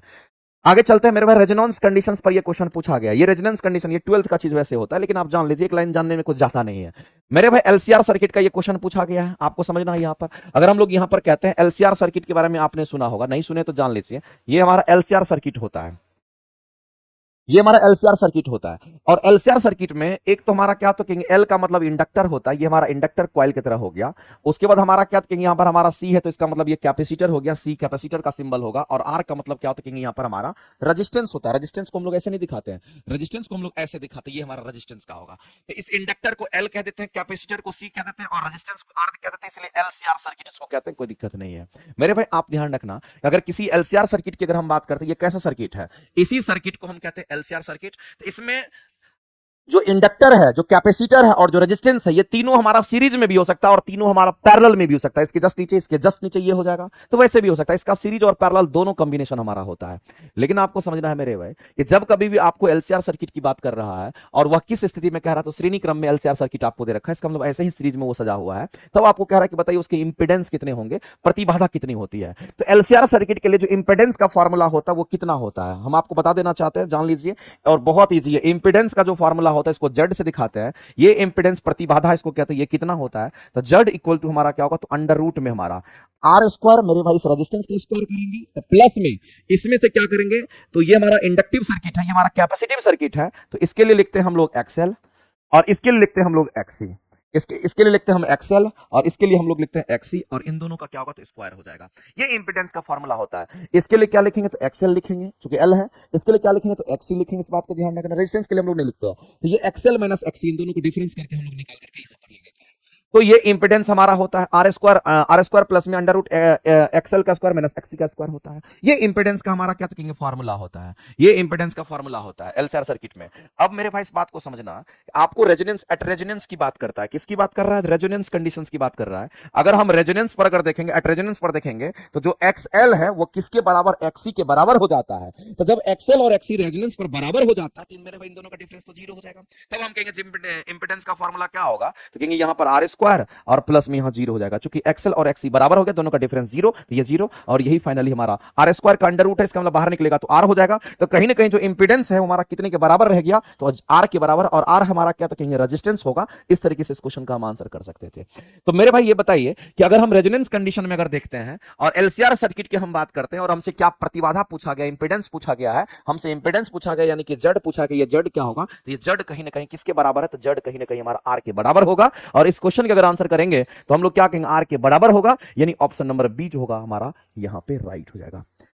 ऑप्शन नंबर बी जो होगा मेरे भाई इस क्वेश्चन के लिए हमारा करेक्ट आंसर हो जाएगा। इसमें किसी को कोई दिक्कत नहीं होना चाहिए। तो इतना बात मेरे भाई एलसीआर सर्किट में लिख लीजिएगा, नोट करके कहीं पर मेंशन कर लीजिएगा। लेकिन वैसे ये 12th में पूछता है, आप लोग को कम आने की संभावना है, लेकिन फिर भी आप नोट करके लिख लीजिए, कोई दिक्कत नहीं है। अगला क्वेश्चन मेरे को एक्स किरण के बारे में पूछा गया। बताइए एक्स किरण के बारे में कौन सा स्टेटमेंट सही है। तो एक्स किरण क्या है, एक्स किरण एक विद्युत चुंबकीय तरंग है। गामा किरण, एक्स किरण, अल्ट्रावायलेट रे, विजिबल रे की बात करते हैं, इंफ्रारेड रे की बात करते हैं, माइक्रोवेव की बात करते हैं, रेडियो वेव की बात करते हैं, ये सब क्या है, एक सब विद्युत चुंबकीय तरंग है जिस पर कोई आवेश नहीं होता, ये आवेशहीन होता है, ना तो प्लस आवेश ना तो माइनस आवेश। किसी इलेक्ट्रिक फील्ड में इसको लेके जाइए, किसी मैग्नेटिक फील्ड में इसको ले जाइए, उसमें कोई डिफ्लेक्शन नहीं होगा, क्योंकि इस पर कोई आवेश नहीं होता है। इस बात को ध्यान रखना। तो मेरे भाई एक्स किरण की जब हम बात करते हैं, जब एक्सरे की हम बात करते हैं, हम लोग अपना एक्सरे भी कराते हैं, तो आपको यह ध्यान रखना है कि इसके पास एनर्जी बहुत अधिक होता है और गामा से थोड़ा कम होता है। लेकिन एक्सरे क्या है, तो ये हमारा एक विद्युत चुंबकीय तरंग है, ये बात आपको ध्यान रखना है। इसको हम लोग क्या कहते हैं, तो ये हमारा एक विद्युत चुंबकीय तरंग है, इसको हम लोग इलेक्ट्रोमैग्नेटिक वेव कहते हैं, जिसको हम लोग विद्युत चुंबकीय तरंग कहते हैं। और शॉर्ट में अगर हम लोग देखेंगे तो इसको इलेक्ट्रोमैग्नेटिक वेव के नाम से जानते हैं। अगर मेरे भाई एक्सरे की हम बात करते हैं तो आपको ध्यान रखना कि एक विद्युत चुंबकीय तरंग है और एक्सरे हमारा, अगर ये विद्युत चुंबकीय तरंग है तो आपको ध्यान रखना सभी के सभी हमारा विद्युत चुंबकीय तरंग कैसा होता है, तो ये आवेशहीन होता है। ये कैसा होता है मेरे भाई, तो ये ध्यान रखना कि ये कंप्लीट रूप से आवेशहीन होगा, इसमें कोई दिक्कत नहीं है। दूसरी बात अगर हम लोग को यह समझना है कि इतना बात तो हम लोग को बुझा गया, और इस परिस्थिति में एक्सरे का इस्तेमाल हम लोग क्या करते हैं, तो दो जगह इस्तेमाल करते हैं। अगर टूटी हुई हड्डी का पता लगाना है तो वहां भी इस्तेमाल करते हैं, टूटी हुई हड्डी का पता लगाने के लिए इस्तेमाल करते हैं। इसका उपयोग की अगर बात करें तो टूटी हुई जो हड्डी होती है, टूटी हुई जो हड्डियां होती, टूटी हुई हड्डी का पता लगाने के लिए, टूटी हुई हड्डी का पता लगाने में इसका इस्तेमाल करते हैं। ये बात आप सभी को पता होगा, टूटी हुई हड्डी का पता लगाने में। दूसरी बात आपको ध्यान रखना मेरे भाई कि जो हमारा एक्सरे होता है ना, ये मेटल डिटेक्शन में भी इसका इस्तेमाल करते हैं। किसमें करते हैं इसका इस्तेमाल, मेटल डिटेक्शन में भी इसका इस्तेमाल करते हैं। ये चीज आपको ध्यान रखना। मेटल को डिटेक्ट कर लेता है, कहीं पर क्रैक्स तो नहीं है। मेटल डिटेक्शन यानी कि क्रैक्स का पता लगाता है। किसका पता लगाएगा, तो क्रैक्स का, यहाँ पर क्रैक का पता लगाता है, उसके अंदर मेटल के अंदर क्रैक्स का पता लगाता है, लगाता है मेरे भाई। इस बात को ध्यान रखना, इसको हम लोग एक्सरे कहते हैं। क्योंकि इसके पास एनर्जी बहुत अधिक होती है, इसलिए मेटल के अंदर भी ये घुस जाता है। तो एक्सरे की अगर हम बात करते हैं, विद्युत चुंबकीय तरंग है, इसमें कहीं से कोई दिक्कत नहीं है। कैसी तरंग है, तो विद्युत चुंबकीय तरंग है। और दूसरी बात है मेरे भाई, एक्सरे की अगर हम बात करते हैं, विद्युत चुंबकीय तरंग की अगर हम बात करते हैं, तो हम लोगों को पता होना चाहिए ऑर्डर। सबसे पहले तो हमारा कौन सा रे होता है, कई बार पढ़ा चुके हैं, गामा रे की बात करते हैं। उसके बाद हम बात करते हैं तो हमारा एक्सरे ही होता है। उसके बाद अगर हम लोग देखते हैं तो यूवी रे, जिसको परावैंगनी किरण कहते हैं। उसके बाद अगर देखते हैं तो हमारा दृश्य प्रकाश, जिसको हम लोग यहाँ पर विजिबल रे कह देते हैं। उसके बाद अगर देखिएगा तो हमारा यहाँ पर इंफ्रारेड रे की हम बात करते हैं, इंफ्रारेड रे होता है। उसके बाद अगर देखिएगा तो हमारा माइक्रोवेव होता है। और सबसे लास्ट में हमारा क्या होता है, यहाँ पर रेडियो वेव होता है। और मैंने कई बार आप लोग को बताया है मेरे भाई कि सबसे अगर अधिक हमारा वेवलेंथ किसी का होता है तो रेडियो का होता है। वेवलेंथ इसका मैक्स होता है, तो इसका मिनिमम वेवलेंथ होता है। यहाँ पर लैम्डा क्या होगा, तो मिनिमम होता है। इस बात को ध्यान रखना। और ऊपर से जब हम नीचे जाएंगे तो जाहिर सी बात है, वेवलेंथ का मान अगर यहाँ पर मिनिमम है, यहाँ मैक्सिमम है, तो ऊपर से नीचे जाने पर वेवलेंथ का मान हमारा बढ़ता है। और हम लोगों को एक रिलेशन पता है मेरे भाई कि एनर्जी जो होता है, ये एनर्जी जो होता है हमारा समानुपाती होता है। किसका, तो एनर्जी समानुपाती आवृत्ति का और विद्युतकर्मानुपाती वेवलेंथ का होता है। अब जिसका वेवलेंथ का मान कम होगा उसकी आवृत्ति ज्यादा होगी, जिसका वेवलेंथ का मान कम होगा आवृत्ति ज्यादा, तो हम कहेंगे एनर्जी भी उसमें ज्यादा होगा। अब आपको यहाँ पर बताना दूसरा वाला कह रहा है कि उनकी तरंगदैर्घ्य जो होगी, किसकी तरंगदैर्घ्य, एक्सरे की जो तरंगदैर्घ्य होगी, किसकी, तो ये एक्सरे की बात कर रहा है, यहाँ पर एक्सरे की बात कर रहा है। एक्सरे की जो तरंगदैर्घ्य है वो दृश्य प्रकाश से कम होगी क्या, दृश्य प्रकाश से कम होगी क्या। दृश्य प्रकाश हम विजिबल रे को कहते हैं, जिससे हम देखते हैं, इसको विजिबल रे कहते हैं। तो दृश्य प्रकाश से एक्सरे का तो कम ही होगा, क्योंकि ऊपर में कम होता है, नीचे जाएंगे तो बढ़ेगा। तो मेरे भाई विजिबल से एक्सरे का दृश्य प्रकाश हम कहेंगे यहाँ पर तरंगदैर्घ्य तो कम ही होगा, तो दृश्य प्रकाश से कम होती है। बिल्कुल ये भी स्टेटमेंट हमारा सही है। पहला स्टेटमेंट राइट है, दूसरा स्टेटमेंट भी हमारा राइट है, कोई दिक्कत नहीं है। तीसरा आपको ध्यान रखना मेरे भाई कि ये हमारा जो होता है आवेशीन होता है, और इलेक्ट्रिक फील्ड और मैग्नेटिक फील्ड में ये हमारा रे डिफ्लेक्ट नहीं करता है, इसका डिफ्लेक्शन नहीं होता है, ना तो विद्युतीय और ना ही चुंबकीय क्षेत्र में इसका कोई भी विक्षेपण नहीं हो पाता। ये स्टेटमेंट हमारा सही है, क्योंकि ये हमारा तरंग कैसा होता है कि आवेशीन होता है, इस पर कोई चार्ज नहीं होता है, और ये गैस को आयनाइज्ड कर देता है। ये गैस को क्या करता है, आयनाइज्ड कर देता है। ये सभी स्टेटमेंट हमारे राइट है मेरे भाई। कुल मिलाकर के इसके बारे में इतने सारे इन्फॉर्मेशन आपको मिले, आप इसको नोट करके लिखिए ना, एग्जाम में कहीं से भी क्वेश्चन आपका आ जाता है। तो आपको ध्यान रखना इस तरीके से, इनके सभी पॉइंट्स को आप ध्यान रखेंगे, सभी के सभी पॉइंट्स इसमें हमारे क्या है तो सही है। और इस क्वेश्चन का अगर आंसर करने के लिए जाएंगे तो ऑप्शन नंबर तब हम लोग सी लगाएंगे, क्योंकि 1 2 3 4 चारों स्टेटमेंट करेक्ट है। आगे चलते हैं, अगला क्वेश्चन हमारा दे रखा है मेरे भाई, वाष्प दाब की बात कर रहा है, वेपर प्रेशर की बात कर रहा है। कह रहा है वाष्प दाब के आपेक्षिक अब नमन relative lowering the vapour pressure के संबंध में रॉल्ट्स लॉ के बारे में पूछा गया है। किसके बारे में? ये 12th का चीज है। रॉल्ट्स लॉ आप लोगों को 11th में नहीं पूछता है, 9 10th में नहीं, रॉल्ट्स लॉ हम लोग को 12th में पूछता है। कहता है मेरे भाई कि वाष्प दाब के आपेक्षिक अवनमन relative lowering of vapour pressure के संबंध में रॉल्ट्स का नियम क्या कहता है और वाष्पशील विलय के लिए हमारा क्या होता है? समझिएगा, एक सिंपल सा एग्जांपल हम आपको बताते हैं रॉल्ट्स लॉ का। हम सिंपल सा एग्जांपल्स आपको बताते हैं, ये रॉल्ट्स लॉ का आपको समझ में आना चाहिए। ये जो सिंपल सा एग्जांपल हमारा रॉल्ट्स लॉ का क्या है, मान लेते हैं हमने क्या लिया, तो हमने चीनी लिया। हमने क्या लिया? चीनी लिया, जिसको हम लोग क्या कह दिए, इंग्लिश में इसको शुगर कह देते हैं। अब ये चीनी है, और चीनी को हम लोग क्या कहते थे? ये सॉल्यूट हमारा है। चीनी को क्या कहते हैं? सॉल्यूट है, और हिंदी में इसको क्या कहते थे? कहेंगे इसको विलय कह दिए। अब इसको किसमें मिलाना? तो एक हमारे पास बर्तन है, और उस बर्तन में क्या है? तो उस बर्तन में पानी है, और बर्तन में पानी की मात्रा ज्यादा है, इस चीनी से पानी की मात्रा ज्यादा है, इसीलिए हम इसको क्या कह देंगे? तो सॉल्वेंट कह देंगे। इसीलिए पानी इसमें ज्यादा है, तो इसको हम सॉल्वेंट कह देंगे। इस बात को आप ध्यान रखेंगे, और कह दिए यहां पर ये हमारा क्या? तो कहेंगे सॉल्वेंट है, क्योंकि इसमें हमारा क्या? तो H2 है, पानी है। और सॉल्वेंट हम उसको कहते हैं जिसकी मात्रा ज्यादा, जिसकी मात्रा कम होगी उसको हम लोग क्या कहते हैं? तो उसको सॉल्यूट कहते हैं, विलय का। इसका मतलब इसकी मात्रा कम है, तो इसकी मात्रा हमारा पानी की मात्रा ज्यादा है। अब मेरे भाई आपसे हम जानना चाहते हैं, समझना गौर से, आपसे हम जानना चाहते हैं कि अगर मान लेते इसको हम गर्म कर दिए, गर्म पानी हमारा, नीचे से हम क्या कर रहे थे? इसको उष्मा दे रहे हैं, ये गर्म कर रहे हैं, तो पानी वाष्प बन रहा है। पानी क्या बन रहा है? वाष्प बन रहा है। अब इसमें हम क्या करते हैं? तो शुगर को ऐड करते हैं। अब हम इसमें क्या करते हैं? ये जो चीनी हमारा है, इस चीनी को इसमें ऐड कर देते हैं, इसमें ऐड कर देते हैं। मेरे भाई जैसे जैसे चीनी की मात्रा बढ़ती जाएगी, जैसे जैसे सॉल्यूट की मात्रा बढ़ती जाएगी, वैसे वैसे इसके अंदर जो वेपर बनेंगे उसकी मात्रा कम हो जाती है। तो आपको ध्यान रखना है, रॉल्ट्स लॉ यही कहता है, रॉल्ट्स लॉ यही कहता है, रॉल्ट्स लॉ का ये स्टेटमेंट है, और ये स्टेटमेंट बहुत ही इंपॉर्टेंट है, और ये आप अपने घर में भी करके देख सकते हैं। इनका स्टेटमेंट क्या है मेरे भाई, कि अगर सॉल्यूट की मात्रा बढ़ाते जाते हैं, पानी में चीनी की मात्रा बढ़ाते जाएंगे, तो ये सब पानी का जो वेपर प्रेशर होगा हमारा कम हो जाएगा। यानी इनका स्टेटमेंट है मेरे भाई कि अगर सॉल्यूट की मात्रा को बढ़ाते हैं, किसकी मात्रा? अगर सॉल्यूट की मात्रा को अगर बढ़ाते हैं, तो याद रखना जो वेपर प्रेशर होगा हमारा कम बनेगा। यानी जो वेपर प्रेशर होगा हमारा वो क्या होगा? कहेंगे अगर हम वेपर प्रेशर की अगर हम बात करते हैं, तो ये वेपर प्रेशर हमारा यहां पर कम उसका फॉर्मेशन होगा। सॉल्यूट की मात्रा चीनी बढ़ाते जाइए, बढ़ाते जाइए, देखिए इसमें वेपर आपका कम बनने लगेगा। और मेरे भाई एक्सपेरिमेंट आप अपने घर में भी कर सकते हैं, ऐसा नहीं है, ये कोई अलग नहीं है कि आप नहीं कर सकते। आप आराम से अपने घर में एक्सपेरिमेंट करके देख सकते हैं कि रॉल्ट्स लॉ हमारा यहां पर फुलफिल हो जाएगा। रॉल्ट्स लॉ को हम लोग यही कहते हैं। तो एक स्टेटमेंट तो हमारा समझ में आ गया कि रॉल्ट्स लॉ हमारा क्या कहता है। तो मेरे भाई उनका कहना है कि अगर हम किसी सॉल्वेंट में अगर सॉल्यूट की मात्रा को बढ़ाते जाएंगे, तो वेपर प्रेशर में क्या आएगा? कहीं कमी आ जाती है। अब कई बार ये स्टेटमेंट पूछता है रॉल्ट्स लॉ का, इसलिए आप याद रखेंगे। और 11th में ये आपको रॉल्ट्स लॉ का डेफिनेशन पूछता है, और इस पर न्यूमेरिकल वगैरह जो क्वेश्चन आता है 12th बेसिस पर हमारा आता है। तो आपसे क्वेश्चन पूछा गया था मेरे भाई कि relative lowering the vapour pressure, यानी कि वेपर प्रेशर को कम करने के संबंध में आपसे बोला गया है कि नियम क्या कहता है, और अवाष्पशील जो विलय है उसके लिए क्या होगा। तो मेरे भाई विलय का जो कंसंट्रेशन हमारा होगा, अगर हम विलय की बात करते हैं तो क्या होगा? विलयन के वाष्प दाब शुद्ध विलायक के वाष्प दाब के बराबर हो जाएगा। वाष्प दाब का जो आपेक्षिक अवनमन विलय के मोल फ्रैक्शन के बराबर हो जाता है। वाष्प दाब का अवनमन विलायक के मोल फ्रैक्शन के बराबर हो जाता है। विलायक तो नहीं होगा मेरे भाई, ये विलय के मोल फ्रैक्शन के अगर बराबर हो जाता है, तो वाष्प दाब का आपेक्षिक अवनमन विलय के मोल के विलय जो हमारा है, जो विलय हमारा है वो विलय के मोल फ्रैक्शन के बराबर हो जाता है। वाष्प दाब का आपेक्षिक अवनमन हमारा किसके बराबर होता है? तो विलय के मोल फ्रैक्शन के बराबर हो जाता है। तो वैसी परिस्थिति में मेरे भाई हम कहते हैं कि वेपर प्रेशर यहाँ पर हमारा कह रहा है कि lowering relative lowering the vapour pressure की बात कर रहा है। लेकिन इसको आप ध्यान रखेंगे, सॉल्यूट की मात्रा अगर बढ़ेगी तो वेपर प्रेशर की मात्रा हमारा कम हो जाता है, इस बात को आप ध्यान रखेंगे।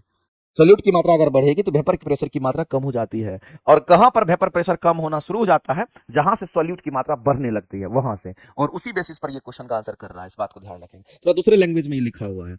आगे चलते हैं, अगला क्वेश्चन देखते हैं। इस क्वेश्चन में मेरे भाई रिलेशन याद रखिएगा, इसमें रिएक्शन में हम लोग को पढ़ना होता है कि हमारा के ए इंटू के बी इक्वल टू हमारा क्या होता है? के डब्ल्यू होता है। के इंटू के बी इक्वल टू हमारा के डब्ल्यू होता है। आपको ध्यान रखना मेरे भाई, इनका गुणनफल हम लोग पढ़ते हैं। जैसे कि मान लेते हैं यहां पर आपको दे रखा है कि डिसोसिएशन कांस्टेंट हमारा ये है, और उसके बाद हमारा यहां पर दे रखा है कि जो बेसिक कांस्टेंट हमारा होगा केवी, और इसके बीच में संबंध होगा जल आयनिक का, हम कहेंगे ये इनका गुणनफल के बराबर होता है। के गुना में के बी बराबर के डब्ल्यू होता है। रिएक्शन में ये चीज हम लोग को पढ़ना होता है। आगे चलते हैं, अगला कि कौन सा है स्पीसीज जो हमारा उभयधर्मी ऑक्साइड्स बनाती है, आपको बताना है मेरे भाई। ये आपका क्वेश्चन यहां पर है, और कहता है कि उभयधर्मी की बात कर रहा है, और लगातार आप पढ़ते आ रहे हैं तो ये क्वेश्चन तो आपसे बन जाना चाहिए।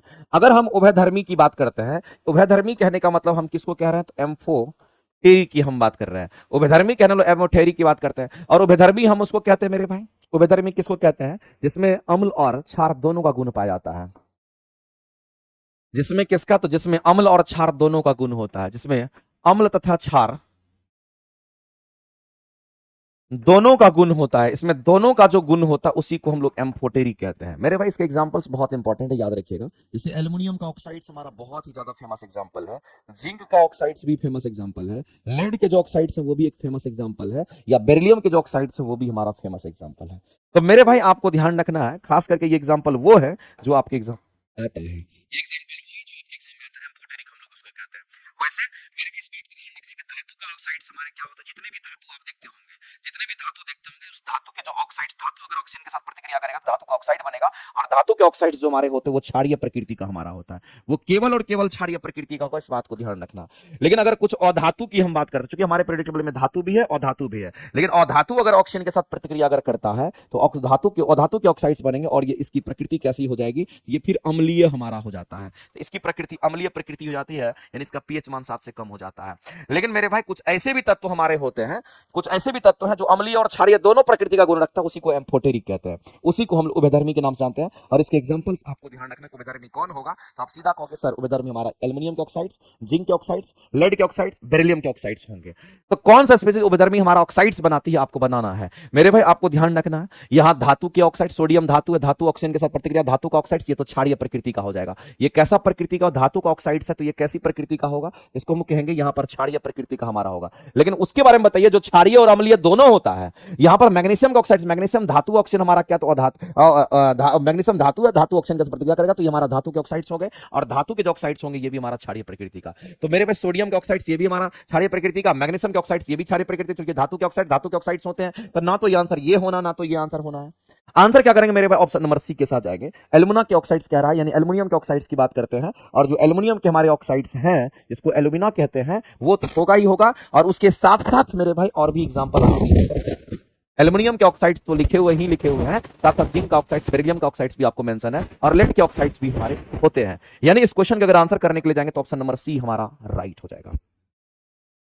आगे चलते हैं, विद्युत रासायनिक सेल जिसको डेनियल सेल कहते हैं। मेरे भाई डेनियल सेल को ही गैल्वानिक सेल भी कहते हैं, दोनों एक ही चीज होता है। अगर हम गैल्वानिक सेल की अगर हम बात करते हैं, कल भी आपको बताए थे, गैल्वानिक सेल की अगर हम बात करते हैं तो गैल्वानिक सेल ही हमारा क्या तो कहेंगे डेनियल सेल है। आप गैल्वानिक सेल कह लीजिए, या फिर आप इसको क्या कह लीजिए, इसको डेनियल सेल कह लीजिए चलेगा, गैल्वानिक सेल कह दीजिए, या फिर इसी को क्या कह दीजिए डेनियल सेल कह दीजिए चलेगा।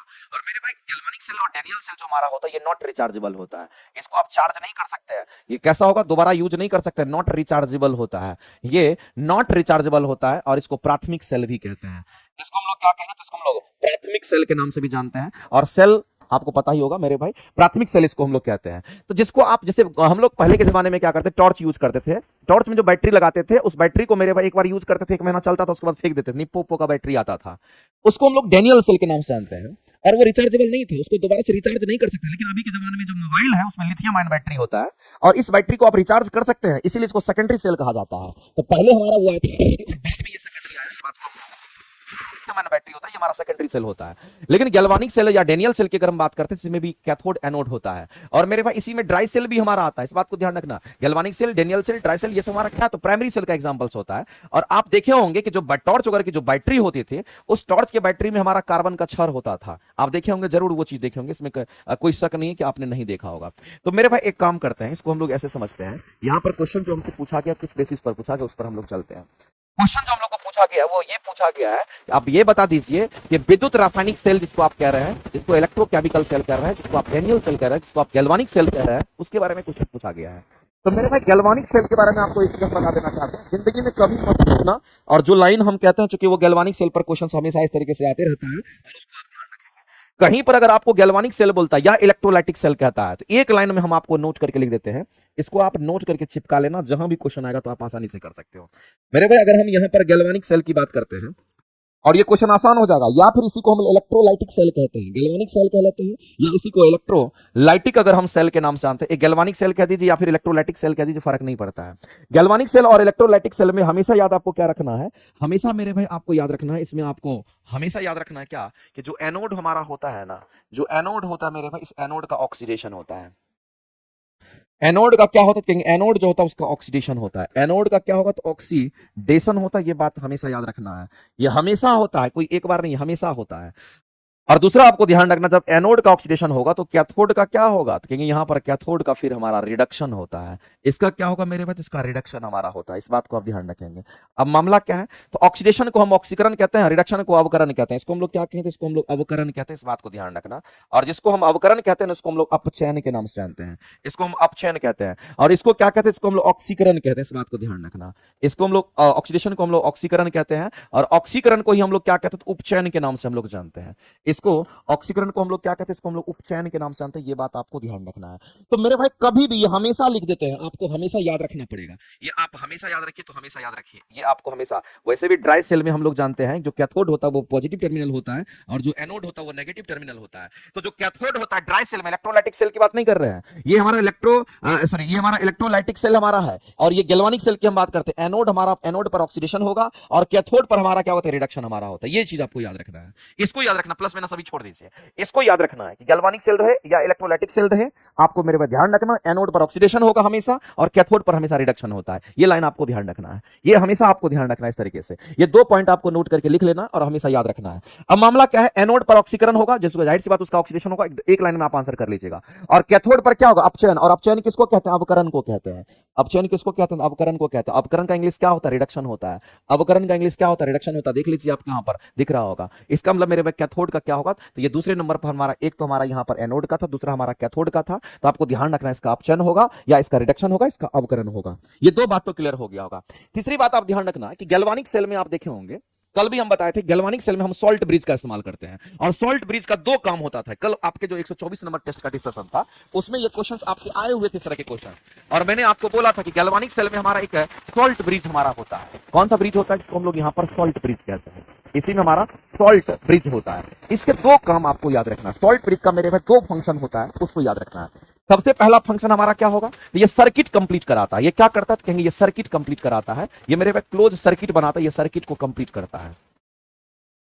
ये सर्किट को क्या करता है, ये सर्किट कंप्लीट करता है, इस बात को आप ध्यान रखेंगे। ये सर्किट को क्या करता है, ये हमारा कंप्लीट करता है, ये बात आपको ध्यान रखना है। दूसरा जो इसका फंक्शन है उसको आप ध्यान रखेंगे। सॉल्ट ब्रिज क्या करता है, जो सॉल्यूशन होता है ना, उस सॉल्यूशन को हमारा क्या करता है, जैसे एनोड वाला एक पार्ट का होगा, एक कैथोड वाले पार्ट का होगा, दोनों को क्या करता है, न्यूट्रलाइज करता है, यानी कि आप कह सकते हैं दोनों को उदासीन बनाता है। तो मेरे भाई आप ऐसे भी कह सकते हैं, इसमें कोई दिक्कत नहीं। यहां पर लिखा है, यहां पर आपको लिखा है कि लवण सेतु, जिसको हम लोग सॉल्ट ब्रिज कहते हैं, आयन के प्रवाह द्वारा विद्युत उदासीन बनाए रखता है, यानी कि इलेक्ट्रिकली न्यूट्रल ये कर देता है। तो जो हमारे पास होते हैं उसको क्या करता है, इलेक्ट्रिकली न्यूट्रल कर देता है। उसको क्या करता है, इसको इलेक्ट्रिकली न्यूट्रल कर देता है, इस बात को ध्यान रखेंगे। इसको इलेक्ट्रिकली न्यूट्रल कह देता है। हाफ साइकिल इधर, हाफ साइकिल इधर, हाफ एनोड का साइकिल, हाफ हमारा कैथोड का साइकिल, दोनों की तरफ अपनी तरफ रख लेता है और उसको न्यूट्रल कर देता है। तो मेरे भाई गैल्वानिक सेल में आपको ये बात आपको ध्यान रखना है। सॉल्ट ब्रिज के बारे में, सॉल्ट ब्रिज का दो ही काम होता है, सर्किट कंप्लीट करता है, करंट का फ्लो आसानी से हो पाता है, और हमारा इलेक्ट्रिकली उसको न्यूट्रल बनाता है। और गैल्वानिक सेल, हीडेलियन सेल, इसी को नॉट रिचार्जेबल कहेंगे, प्राथमिक सेल के अंतर्गत आता है। गैल्वानिक सेल हो या इलेक्ट्रोलाइटिक सेल है मेरे भाई, दोनों केस में हमेशा याद रखना कि एनोड का ऑक्सीकरण और कैथोड का रिडक्शन होता है। इतना बात मेरे भाई नोट करके लिख लेना, और ये छोटे छोटे पॉइंट जो आपको इस बात को ध्यान रखेंगे। क्या इतना पॉइंट आपको याद नहीं रहेगा, याद रहेगा। तो यहां इलेक्ट्रॉन बाह्य परिपथ में एनोड से कैथोड की ओर, मेरे भाई एनोड हमारा, एनोड जो कैथोड पॉजिटिव होता है, याद रखना, और हमारा ड्राई सेल में कैथोड पॉजिटिव होता है और एनोड हमारा कैसा होता है, नेगेटिव होता है। इसलिए इलेक्ट्रॉन का जो फ्लो हमारा होगा वो एनोड से कैथोड की तरफ होता है, उसमें कोई दिक्कत नहीं है। अगला कहता है कि इसमें सॉल्ट ब्रिज का इस्तेमाल करते हैं, बिल्कुल करते हैं। और वह क्या करता है, तो उदासीनता को बनाए रखता है। इसका मतलब मेरे भाई ये सभी स्टेटमेंट हमारी सही है। आपसे क्या क्वेश्चन पूछा था, आपसे क्वेश्चन जो पूछा उसके हिसाब से अगर आंसर करोगे तो 1 2 3 4 सभी स्टेटमेंट हमारे करेक्ट है। और इस क्वेश्चन का अगर आंसर करेंगे तो आंसर नंबर हमारा सी करेक्ट हो जाएगा।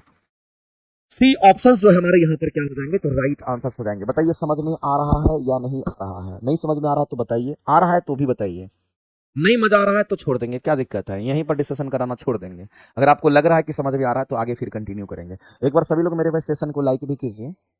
इतना कंसेप्ट आपको बताते हैं फिर भी आप लोगों में कोई एनर्जी नहीं, आप लोग अपने में लीन रहते हो। यार थोड़ा बहुत सोचो कि कभी कुछ कुछ अपना मैसेज भी करते रहे, कुछ कुछ बताते भी रहे, आंसर भी करते रहे, क्या दिक्कत है।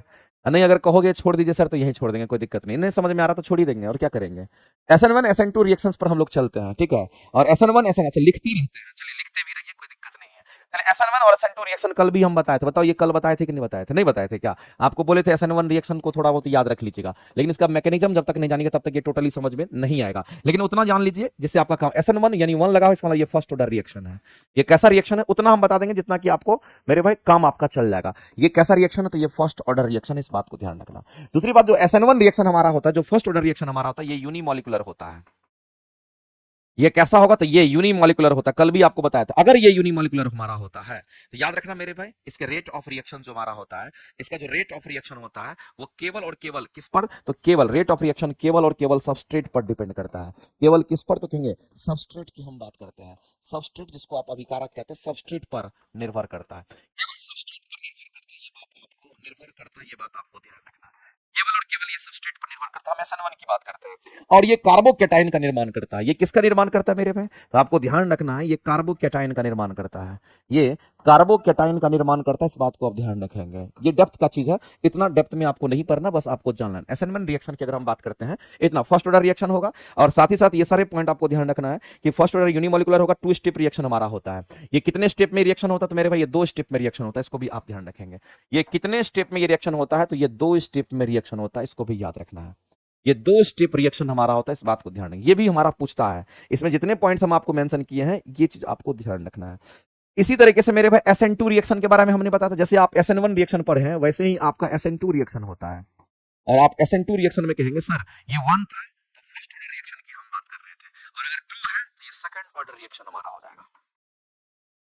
ये कैसा रिएक्शन होगा तो ये हमारा सेकंड ऑर्डर रिएक्शन हमेशा होगा। और दूसरी बात मेरे भाई, अगर यूनिमॉलिक्यूलर है तो ये हमारा बायोमॉलिक्यूलर होता है। ये कैसा होगा तो इसको हम लोग कहते हैं, इसको बायोमॉलिक्यूलर के नाम से हम लोग जानते हैं। और अगर कोई बायोमॉलिक्यूलर होता है, इसमें ये 2 चीज पर निर्भर करेगा, एक तो सबस्ट्रेट के ऊपर तो निर्भर करता ही था, या बायोमॉलिक्यूलर अगर हमारा है तो आपको ध्यान रखना, अगर ये बायोमॉलिक्यूलर है, इसका रेट ऑफ रिएक्शंस की अगर हम बात करते हैं, इसके रेट ऑफ रिएक्शंस की अगर हम बात करते हैं, रेट का रिएक्शन 2 चीज पर निर्भर करता है। एक तो आप सीधा कह सकते हैं कि इसका रेट ऑफ रिएक्शन पर तो हमारा निर्भर करेगा ही करेगा, और साथ ही साथ मेरे भाई ये किस पर करेगा तो आपको बताना है,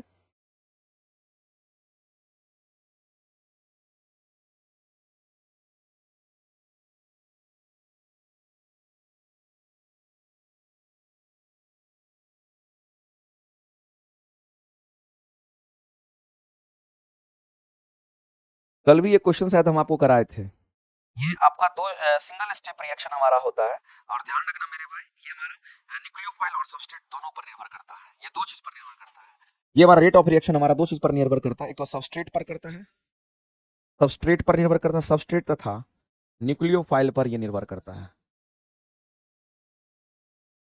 ये न्यूक्लियोफाइल पर निर्भर करता है। ये 2 चीज इसमें हुआ कि नहीं हुआ।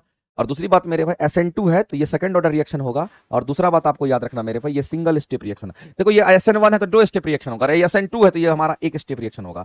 ये हमारा कैसा, तो फर्स्ट स्टेप, 1 स्टेप इसमें रिएक्शन होता है, 1 स्टेप रिएक्शन हमारा होता है। इसमें 1 स्टेप हमारा रिएक्शन होता है, और इसमें कोई कार्बोकैटायन नहीं बनता है। इसमें मेरे भाई कार्बोकैटायन का निर्माण नहीं होता है, इसमें कार्बोकैटायन का निर्माण नहीं होता है, इसमें कार्बोकैटायन का निर्माण नहीं होता। ये बात आपको ध्यान रखना है, ये चीज आपको ध्यान रखना। 2 बात आपने सीखा, एक तो आपने SN1 रिएक्शन पढ़ा, और दूसरा आपने SN2 रिएक्शन पढ़ा। मेरे भाई इतना बात आप याद रख लीजिएगा, काम चलेगा, इतना में काम चला लीजिए, ठीक है। आगे चलते हैं, इस क्वेश्चन के आंसर हम लोग करते हैं। क्या करना है बताइए। कहता है कि SN1 रिएक्शन की अगर हम बात करते हैं, अभिक्रिया क्रिया में मध्यवर्ती क्या बनाता है, तो मेरे भाई जो SN1 रिएक्शन हमारा होता है ये कार्बोकैटायन का निर्माण करता है। इसलिए हम कहते हैं कार्बोकैटायन को हम लोग हिंदी में क्या बोलेंगे, इसको कार्बोकैटायन को हिंदी में बोलेंगे यहाँ पर कार्बोधनायन कहते हैं, या इसको कार्बोकैटायन भी कहते हैं। यानी इस क्वेश्चन का अगर आंसर करेंगे तो ऑप्शन नंबर हमारा क्या हो जाएगा, तो ऑप्शन नंबर बी करेक्ट हो जाएगा। SN1 रिएक्शन में आपसे पूछा गया था। आगे चलते हैं नेक्स्ट। ये सब नोट करके आपको छोटा छोटा जितना भी पॉइंट मिलता है ना, सबको नोट करके लिखिए। सर कल 11 क्वेश्चंस बाकी रह गया था, रह गया था तो क्या करें, जान दे दें, बताइए तो। रह गया था तो क्या करें, जान दे दें। देखते हैं, कराएंगे, पहले तो इसको करा देते हैं। इतना लेंदी क्वेश्चन रहता है, आप ही सोचिए ना कि अभी कितना देर 18 क्वेश्चन पर पहुंचे हैं और 4:15 बज गया है, 4:30 बज गया है।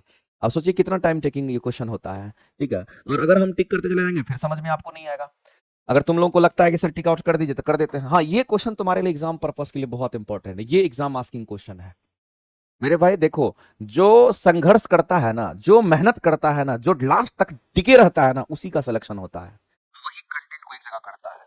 बहुत सारे बच्चे को हम देखते हैं ना, एक दिन लाइव होगा 3 दिन गायब रहता है, फिर 2 दिन लाइव होगा 5 दिन गायब रहता है, क्योंकि उसको थोड़ा भी टफ क्वेश्चन आ गया तो भाग जाता है।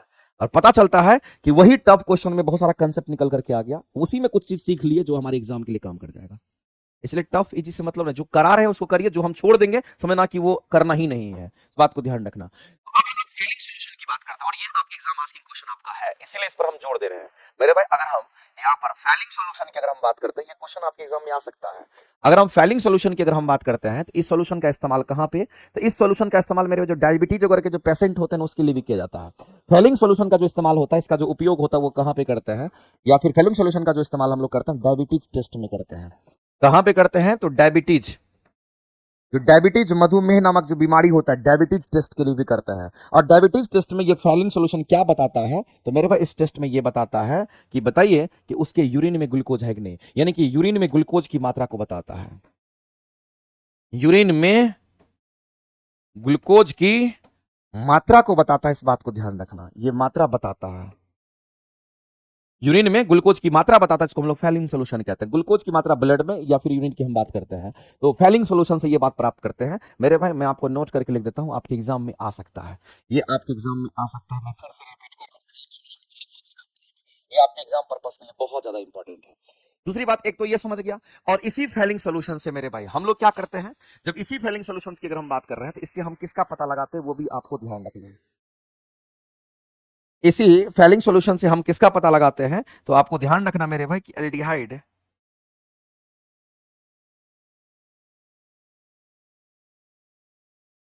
एल्डिहाइड टेस्ट भी हम लोग करते हैं। फेलिंग सॉल्यूशन हमारा क्या होता है, एल्डिहाइड टेस्ट भी हमारा होता है।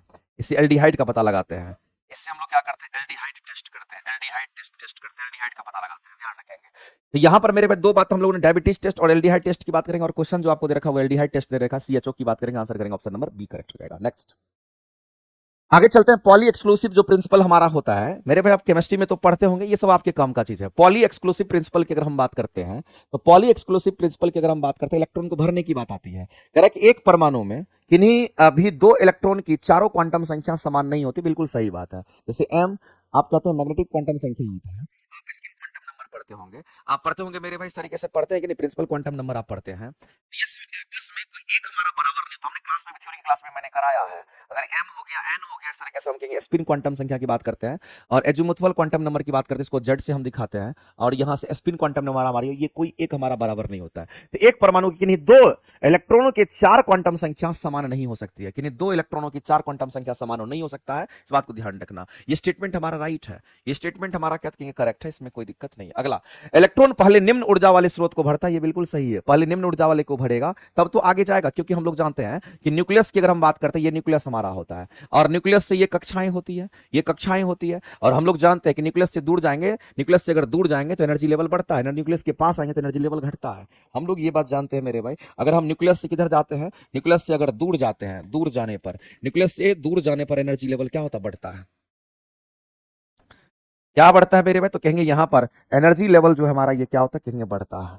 और न्यूक्लियस के पास आने पर क्या होगा, तो कहेंगे पास आने पर क्या होगा, या नजदीक आने पर क्या होगा, कहेंगे न्यूक्लियस के पास आने पर एनर्जी लेवल क्या होगा, कहेंगे यहाँ एनर्जी लेवल घटता है, यहाँ एनर्जी लेवल हमारा क्या होता है, घटता है। तो जाहिर सी बात है मेरे भाई, न्यूक्लियस आपको दिख रहा होगा, तो सबसे पहला तो इलेक्ट्रॉन इसी कोष में भराएगा, इसको निम्न ऊर्जा कहते हैं, क्योंकि नजदीक आएंगे तो एनर्जी लेवल कम होता है, दूर जाएंगे तो एनर्जी लेवल ज्यादा होता है। तो सबसे पहले तो इसी कक्षा में भरेगा, कि पहले इसी में भर जाएगा, पहले नजदीक वाले में भरता है, इसीलिए पहले इलेक्ट्रॉन जो भरता है, पॉली एक्सक्लूसिव का ये स्टेटमेंट है, पहले इलेक्ट्रॉन अगर भरेगा तो पहले हमारा पहली कक्षा में भरेगा, और पहली कक्षा का एनर्जी लेवल कम होता है, जो न्यूक्लियस के पास वाली कक्षा है उसका एनर्जी लेवल कम होगा, और जो दूर होगा एनर्जी लेवल उसका ज्यादा होता है, इसलिए पहली कक्षा को वो भरेगा, तो निम्न ऊर्जा के स्रोत को वो क्या करता है, पहले भरता है। स्टेटमेंट सही है। इस कक्षा में अधिकतम दो इलेक्ट्रॉन विपरीत चक्रण के साथ भरेंगे। अगर मेरे भाई इस बात को ध्यान रखना, जब हम निम्न कक्षा की अगर बात करते हैं, एस ब्लॉक की अगर एस की बात करते हैं, एक्सेप्शनल की बात करते हैं, इसमें विपरीत इलेक्ट्रॉन हमारा विपरीत दिशा में हमारा भरता है, एक क्लॉकवाइज दूसरा एंटी क्लॉकवाइज हमारा भरता है। तो इस एक कक्षक में अधिकतम दो इलेक्ट्रॉन विपरीत चक्रण में हमारा इस तरीके से भरे जाते हैं।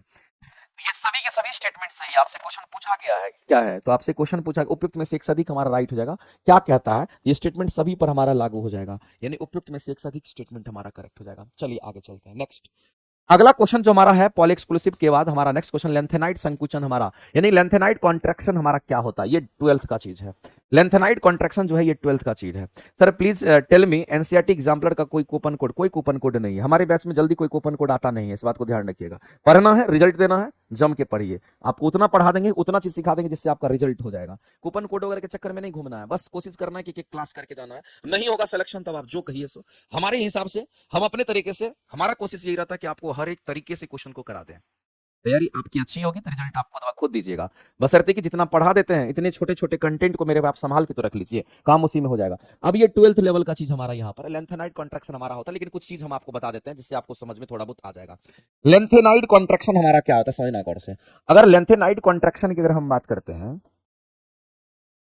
अगर लेंथेनाइड कॉन्ट्रैक्शन हम किसको कहते हैं, तो लेंथेनाइड कॉन्ट्रैक्शन हम लोग कहते हैं मेरे भाई किसको, इस बात को ध्यान रखना, इसमें दो बात हम लोग को ध्यान रखना है। लेंथेनाइड कॉन्ट्रैक्शन के लिए दो बात हम लोग को ध्यान रखना है कि जो हमारा 4d हमारा जो ऑर्बिटल होता है, ऑर्बिट होता है, और 5d जो हमारा ऑर्बिट होता है, इन दोनों की अगर हम 4d और 5d की अगर हम बात करते हैं, इसका साइज क्या होता है कहेंगे यहाँ पर सेम हो जाता है। इसका साइज क्या लगता है कहेंगे यहाँ पर सेम लगता है। और 4d में जो हमारे एलिमेंट आते हैं उस एलिमेंट को हम लोग क्या कहते हैं, जिरकोनियम कहते हैं, यानी कि जेड आर से दिखाते हैं। और यहाँ पर 5d में जो हमारा आता है इसमें हमारा हाफनियम आता है, इस बात को ध्यान रखेंगे।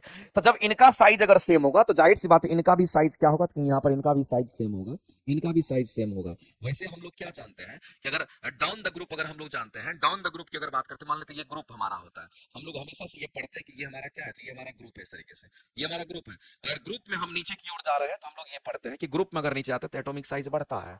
यहाँ आप क्या पढ़ते हैं, एटॉमिक साइज हमारा बढ़ता है, एटॉमिक साइज हमारा बढ़ता है। जबकि 4d से 5d हो रहा है, एटॉमिक साइज तो बढ़ना चाहिए, लेकिन इन दोनों का एटॉमिक साइज हमारा क्या होता है कि सेम हो जाता है। इन दोनों का एटॉमिक साइज क्या होता है, सेम हो जाता है। मेरे भाई इस बात को आप ध्यान रखना, इन दोनों का एटॉमिक साइज हमारा क्या, इसका और इसका एटॉमिक साइज सेम, इसका मतलब जिरकोनियम और हाफनियम का एटॉमिक साइज हमारा सेम होता है। ये लेंथेनाइड कॉन्ट्रैक्शन की वजह से होता है। ये किसकी वजह से होता है, लेंथेनाइड कॉन्ट्रैक्शन की वजह से होता है। और लेंथेनम जो लेंथेनाइड जो एलिमेंट्स हमारे होते हैं वो इसी बीच में हमारा होता है, इसी बीच में हमारा होता है, इस बात को ध्यान रखना। तो ऐसी परिस्थिति में होता क्या है मेरे भाई कि यहां पर पुअर शिल्डिंग इफेक्ट हमारा 4f इलेक्ट्रॉन हमारा दिखाता है। क्या दिखाता है कहेंगे यहाँ पर हमारा साइज सेम हो जाता है, और हम कहते हैं कि जो 4f हमारा होता है वो पुअर शिल्डिंग हमारा दिखाता है, इसलिए हमारा होगा। इसको आप याद रख लीजिएगा, ये 12th लेवल का चीज है, थोड़ा ज्यादा डिटेल में बताएंगे तब समझ में आएगा, लेकिन आप काम चला लीजिए इससे। आगे चलते हैं और अगला क्वेश्चन हम लोग करते हैं। अगला हम लोग को मिलान करना है। मिलान करने में तो हम लोग को पता है यहाँ पर कोई दिक्कत नहीं होना चाहिए। प्राकृतिक बहुलक हमारा होता है और एक हमारा संश्लेषित जिसको हम लोग कहते हैं, हम लोग द्वारा बनाया जाता है। मेरे भाई यहाँ पर दो ही ऑप्शन दे रखा है, दो ऑप्शन और कहाँ चला गया, इधर होगा। तो दो ऑप्शन यहाँ थर्मोप्लास्टिक थर्मोसेटिंग पॉलीमर की बात करता है। एक बात याद कीजिए मेरे भाई, नाइलॉन तो हम लोग के द्वारा बनाया जाता है, इसलिए हमारा सिंथेटिक पॉलीमर हो जाएगा, इसको आप 4 कह लीजिए। ये सिंथेटिक पॉलीमर हमारा होगा, इसमें कोई दिक्कत नहीं है। अगर ये सिंथेटिक पॉलीमर होगा तो यहां पर हम कहेंगे, यहां पर इसका मैचिंग बी का हमारा किसके साथ, तो 4 के साथ जाएगा। बी का मैचिंग किसके साथ जाएगा, तो कहीं यहां पर 4 के साथ जाएगा। यहां पर मेरे भाई इसका मैचिंग इसके साथ करा दीजिए। ई कहां से आ गया फिर, ठीक है, बी का मैचिंग हम 4 के साथ करा दिए। प्राकृतिक नेचुरल पॉलीमर की अगर बात करते हैं तो एक बार देख लेते हैं यहाँ पर। रबर प्राकृतिक आपको ऐसे ही लिख दिया है, तो तीसरा तुम्हारा ऐसे ही मैचिंग मैचिंग है, इसमें कोई दिक्कत नहीं। 1 और 3 हमारा मैचिंग मैचिंग है, इसमें कोई दिक्कत नहीं, तो ऐसे ही क्वेश्चन में बोल दिया था। अब बेकेलाइट हमारा क्या होता है मेरे भाई, बेकेलाइट जो हमारा होता है ये पॉलीमर होता है, और फिनॉल फॉर्मल्डिहाइड का बेकेलाइट पॉलीमर होता है, और ये हमारा थर्मोसेटिंग पॉलीमर होता है, ध्यान रखेंगे। थर्मोसेटिंग पॉलीमर कहाँ, यहाँ पर डी का क्या मैच करेंगे, तो डी का हम लोग यहाँ पर 1 मैच करा देते हैं। उसके बाद थर्मोप्लास्टिक पॉलीमर की अगर बात करते हैं तो एक हमारा बचा रह गया, और वही थर्मोप्लास्टिक पॉलीमर होगा। तो हम कहेंगे यहाँ पर 3 4 2 में क्या लिखा हुआ है, पॉलीथीन। तो यहाँ पर जो हमारा थर्मोप्लास्टिक पॉलीमर है हमारा पॉलीथीन, यानी कि ये हमारा कितना हो जाएगा, क्योंकि लास्ट में हमारा 1 है, ये हमारा 1 की और हम लोग जाएंगे, और शुरुआती हमारा 3 है। अरे वाह, ये तो हमारा हो गया मामला, यहाँ पर 3 4 फिर हमारा यहाँ 2 हो जाएगा, और 2 1 3 4 2 1 कहाँ है, 3 4 2 1 यहाँ है। आगे चलते हैं नेक्स्ट। अगला है कि अगर किसी अभिक्रिया के दर को प्रभावित करने वाले कारक कौन होते हैं। मेरे भाई अभिक्रिया के दर को, किसको, तो रिएक्शन रेट को, किसी अभिक्रिया के दर को प्रभावित करने वाले जो कारक है वो कौन से होता है। अभिक्रिया के दर को प्रभावित करने वाले कारक कौन होते हैं। हम लोग केमिकल रिएक्शन पढ़ते हैं कि नहीं पढ़ते हैं, हम लोग मेरे भाई केमिकल रिएक्शन पढ़ते हैं, हम लोग केमिकल रिएक्शन पढ़ते हैं। और इस केमिकल रिएक्शन में हम लोग रेट ऑफ रिएक्शन देखते हैं। किसको देखते हैं मेरे भाई, रेट ऑफ रिएक्शन देखते हैं। इस बात को ध्यान रखना, रेट ऑफ रिएक्शन को हम लोग क्या कहते हैं, अभिक्रिया की दर कहते हैं। इसी को हिंदी में क्या, इसी को अभिक्रिया की क्या बोलते हैं, तो इसी को अभिक्रिया की दर कहते हैं। ये किस किस बात पर निर्भर करता है ये आपको बताना है। तो सबसे पहला मीटर हमारा आता है मेरे भाई, ये कैटलिस्ट के ऊपर निर्भर करता है। कैटलिस्ट जिसको हम उत्प्रेरक कहते हैं, जिसको हम लोग क्या कहते हैं, इसको उत्प्रेरक कहते हैं। अगर कोई कैटलिस्ट होता है तो वो रिएक्शन रेट को फास्ट कर देता है। ये रिएक्शन रेट को क्या करता है, कहेंगे ये रिएक्शन रेट को फास्ट कर देता है। ये रिएक्शन रेट को क्या करता है, रिएक्शन रेट ये फास्ट कर देता है, इस बात को ध्यान रखना। कैटलिस्ट क्या करेगा, तो रिएक्शन रेट को फास्ट कर देता है। दूसरी बात आपको ध्यान रखना, मैंने आपको बोला था मेरे भाई कि अगर रिएक्शन रेट को, अभिक्रिया की दर को अगर हम बात करेंगे, रिएक्शन रेट पर अगर हम कहते हैं तो तापमान का इफेक्ट भी पड़ता है। तापमान के बढ़ने से भी रिएक्शन रेट हमारा फास्ट हो जाता है। और साथ ही साथ मेरे भाई आपको ध्यान रखना है, अभिकारक की सांद्रता भी इसका एक एग्जांपल हो सकता है। अभिकारक की हम बात करते हैं, किसका, तो अभिकारक की जो सांद्रता होती है उस पर भी ये निर्भर करता है। अभिकारक की जो सांद्रता होती है उस पर भी ये निर्भर करता है, इन सभी पैरामीटर पर निर्भर करता है। Reaction of rate, care of reaction की हम बात करते हैं। ये भी होगा, ये भी होगा, ये भी होगा, इसमें से एक से अधिक करेंगे, आंसर करेंगे ऑप्शन नंबर डी। नेक्स्ट आगे चलते हैं। क्रिस्टलीय ठोस के विपरीत अक्रिस्टलीय संरचनाएं जो होती है हमारी कैसी, एक तो क्रिस्टलाइन सॉलिड, एक एमरफॉस सॉलिड की बात कर रहा है। एक तरफ क्रिस्टलाइन सॉलिड, एक तरफ हमारा एमरफॉस सॉलिड की बात कर रहे हैं। एक तरफ हमारा क्रिस्टलाइन सॉलिड्स की बात कर रहे हैं और एक तरफ मेरे भाई यहां पर किसकी बात कर रहा है, एमरफॉस सॉलिड की बात। क्रिस्टलाइन सॉलिड के अंदर क्या होता है कि जो एटम होते हैं ना वो हमारा हाईली अरेंज्ड होता है। क्रिस्टलाइन सॉलिड में जो एटम होते हैं, एटम्स की अगर हम बात करें तो इसमें एटम हाईली अरेंज्ड होता है। एटम जो हमारा होता है इसका हाईली अरेंज्ड होता है, इस बात को ध्यान रखेंगे। एटम कैसा होगा तो इसमें हाईली अरेंज्ड होता है, जबकि एमरफस में हमारा अरेंजमेंट ठीक नहीं होता है। अगर हम एमरफस सॉलिड्स की बात करें, हमारा शीशा क्या है, एमरफस सॉलिड। चारकोल क्या है, कोयला क्या है, एमरफस सॉलिड होता है। तो उसमें आपको ध्यान रखना है इस तरीके से। एमरफस सॉलिड की अगर हम बात करते हैं तो उसमें हमारा ऐसा नहीं होता है, लेकिन अरेंजमेंट हमारा इसमें अच्छे तरीके से होता है। और ये क्रिस्टलाइन जो सॉलिड होता है, याद रखना मेरे भाई, एनाइसोट्रॉपिक होता है। ये कैसा होगा तो ये हमारा एनाइसोट्रॉपिक होता है, ये बात आपको ध्यान रखना। ये कौन दिया है, ये हमारा एनाइसोट्रॉपिक होता है, इस बात को आप ध्यान रखेंगे।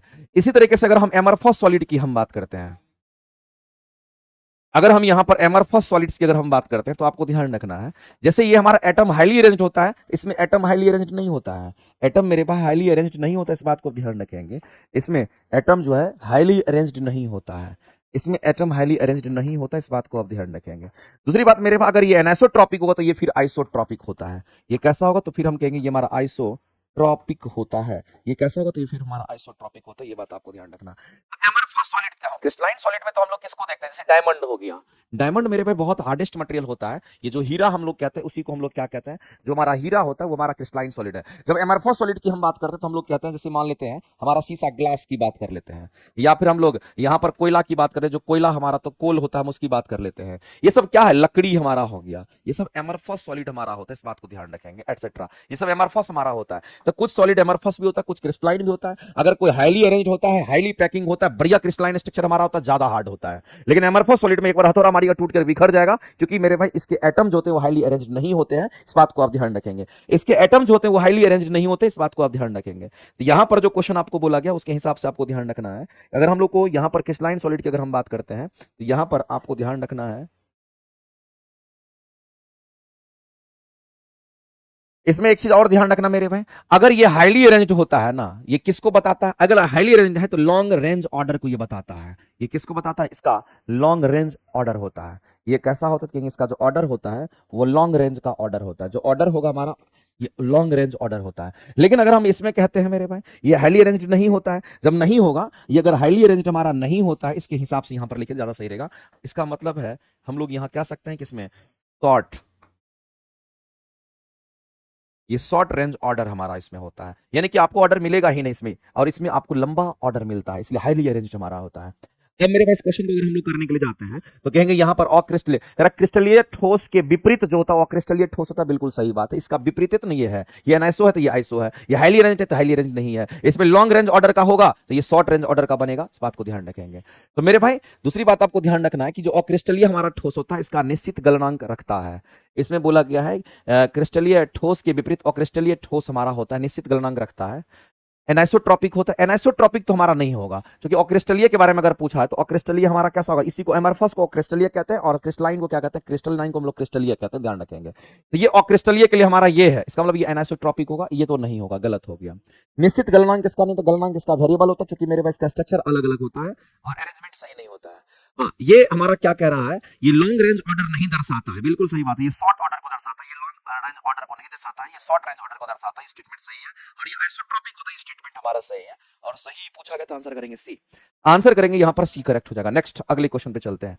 अगला हमारा कहता है कि कौन सा ग्रीन हाउस गैस है जो ओजोन परत के क्षय में भी योगदान देता है। मेरे भाई हम सभी लोग जानते हैं ओजोन परत का जो क्षय होता है वो हमारा क्या होता है, हम लोग जानते हैं O3 लेयर की बात करते हैं। किसकी बात कर रहे हैं, O3 लेयर की बात करते हैं। तो O3 लेयर में क्या आता है, डिप्लेशन आता है। इसमें क्या आता है, इसमें हम डिप्लेशन की हम बात करते हैं। मेरे पास डिप्लेशन का मतलब क्या होता है, यहाँ पर क्षय की बात करते हैं। और जब भी डिप्लेशन आता है ना, जब भी डिप्लेशन आता है तो डिप्लेशन किसके कारण आएगा, तो मुख्य रूप से आपको ध्यान रखना कि क्लोरोफ्लोरोकार्बन के कारण आता है। ये हम लिख भी देते हैं यहाँ पर मुख्य रूप से।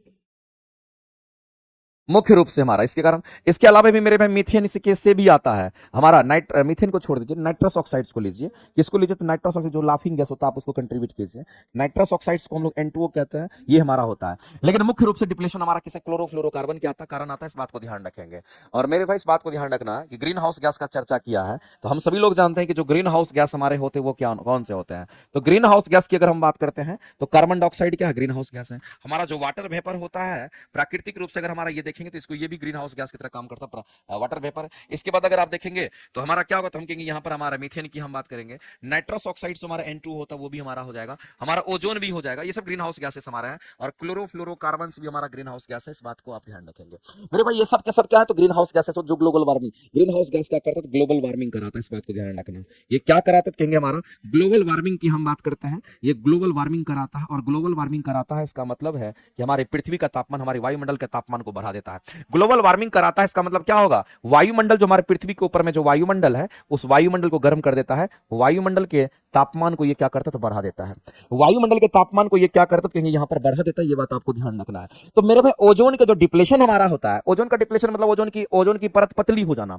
ओजोन का डिप्लेशन मतलब ओजोन की परत पतली हो जाना। और वह कौन ग्रीन हाउस गैस उसमें हमारा भाग लेता है? कहेंगे मुख्य रूप से CFC होगा, नहीं तुम्हारा नाइट्रस ऑक्साइड हमारा होता है। इस बात को ध्यान रखेंगे। तो यहां जो दे रखा है उसके हिसाब से अगर आपको आंसर करने हैं तो मेरे भाई इसमें से आंसर क्या करेंगे? तो ये हमारा करता है। मुख्य रूप से अगर हम लोग देखेंगे तो ना हमारा ये करेगा, लेकिन ये भी उसमें शामिल होता है, इस बात को ध्यान रखना डिप्लेशन के लिए। और हम लोग जानते हैं मेरे भाई कि ओजोन परत को क्षय होने से बचाने के लिए एक प्रोटोकॉल आया जिसको मॉन्ट्रियल प्रोटोकॉल कहते हैं। और मॉन्ट्रियल प्रोटोकॉल का तो 16 सितंबर 1987 को लाया गया था, ओजोन क्षरण से बचाने के लिए ओजोन को। अगला हमारा क्वेश्चन मेरे भाई DNA RNA के बारे में कल भी हम क्वेश्चन डिस्कस किए थे और हम आपको बताए थे, याद कीजिएगा। चलो आज भी हम चर्चा कर देते हैं मेरे भाई। DNA की अगर हम बात करते हैं, ये हमारा, इसको क्या लिखते हैं? ये इसमें हमारा होता है क्या? तो इसमें हमारा होता है डीऑक्सीराइबो। इसमें क्या होता है? कहेंगे इसमें नाइट्रो, चलो इसको ऐसे लिखते हैं, ज्यादा सही रहेगा। इसमें हम लोग कह सकते हैं डीऑक्सीराइबो,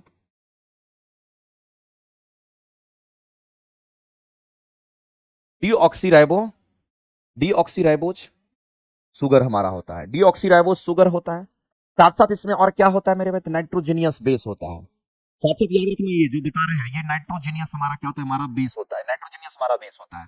अब कहेगा सर ये नाइट्रोजीनियस बेस में क्या होता है? तो इसी नाइट्रोजीनियस बेस में हमारा एडनिन ग्वानिन वगैरह होता है, इस बात को आप ध्यान रखेंगे। इसी नाइट्रोजीनियस बेस में हमारा एडनिन ग्वानिन होता है, इस बात को ध्यान रखना। तो इसी नाइट्रोजीनियस बेस में आपको एडनिन होगा, फिर ग्वानिन होगा, फिर साइटोसिन होगा, फिर थायमिन होता है, ध्यान रखेंगे।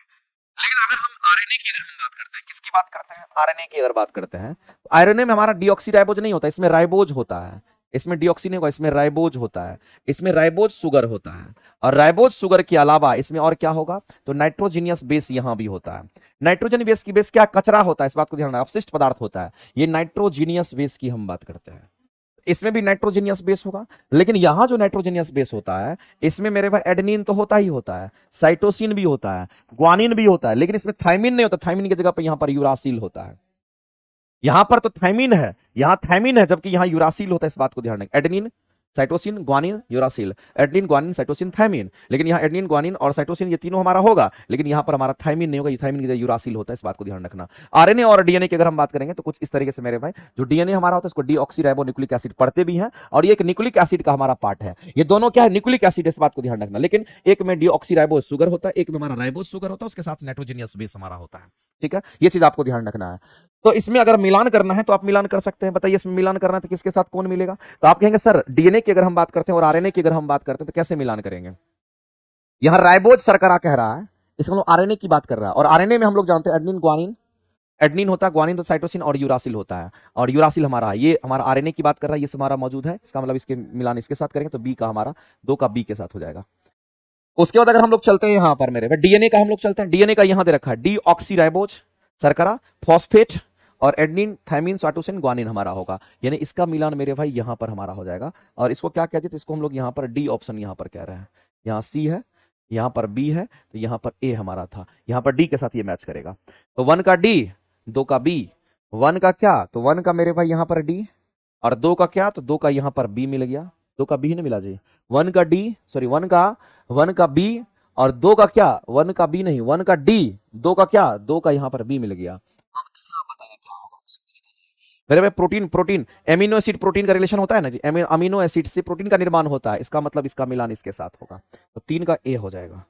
उसके बाद बचा एक के ना 4 का, और 4 का क्या होगा, डी ए बी सी अगर हो गया तो ये 4 का सी हो जाएगा, मिला दीजिए इस तरीके से। तो D B A C, D B A सी है ऑप्शन में, डी बी ए सी है ऑप्शन में, D B A C option number A, D B A C option number ए।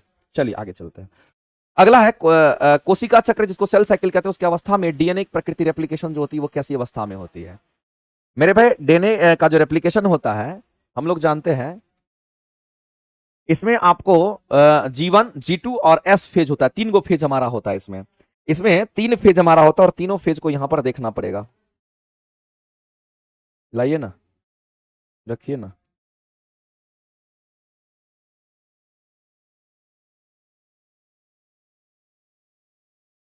देखिए इसमें 3 फेज हमारा होता है। 3 फेज में आपको बताते, एक तो G1 फेज होता है, एक कैसा फेज होगा तो इसको G1 फेज कहते हैं, और एक हमारा कैसा फेज होगा तो कहेंगे इसको हम लोग G2 फेज कहते हैं। चलो थोड़ा थोड़ा बता देते हैं इसके बारे में। और तीसरा हमारा क्या कहेंगे यहाँ पर, एस फेज की हम बात करते हैं। ठीक है मेरे भाई, एस फेज की अगर हम बात करते हैं ना, तो एस फेज में ही हमारा क्या करता है, क्योंकि एस फेज में ही डीएनए का निर्माण होता है, एस फेज में ही डीएनए का निर्माण होता है, इस बात को ध्यान रखेंगे। डीएनए का निर्माण जो होता है हमारा किस फेज में होता है, एस फेज में होता है। अब G1 G2 फेज में हमारा क्या होगा, तो आपको ध्यान रखना है कि जो G1 फेज होता है उसमें आरएनए और प्रोटीन का निर्माण होता है। इसमें क्या बनता है, तो कहेंगे इसमें आरएनए तथा प्रोटीन का निर्माण होता है। आरएनए, ये सब इंपॉर्टेंट क्वेश्चन, आरएनए तथा प्रोटीन का निर्माण होता है, आरएनए तथा प्रोटीन का निर्माण हमारा यहां पर होता है। और अगर हम G2 फेज की अगर हम बात करते हैं तो आरएनए और प्रोटीन का निर्माण तो खत्म हो जाता है, लेकिन डीएनए हमारा बनते रहता है। तो इस फेज में मेरे भाई डीएनए बनता है। इस फेज में हमारा क्या बनेगा, तो आरएनए की अगर हम बात करते हैं, आरएनए तथा प्रोटीन की अगर हम बात करते हैं, आरएनए तथा प्रोटीन का निर्माण ये बंद हो जाता है,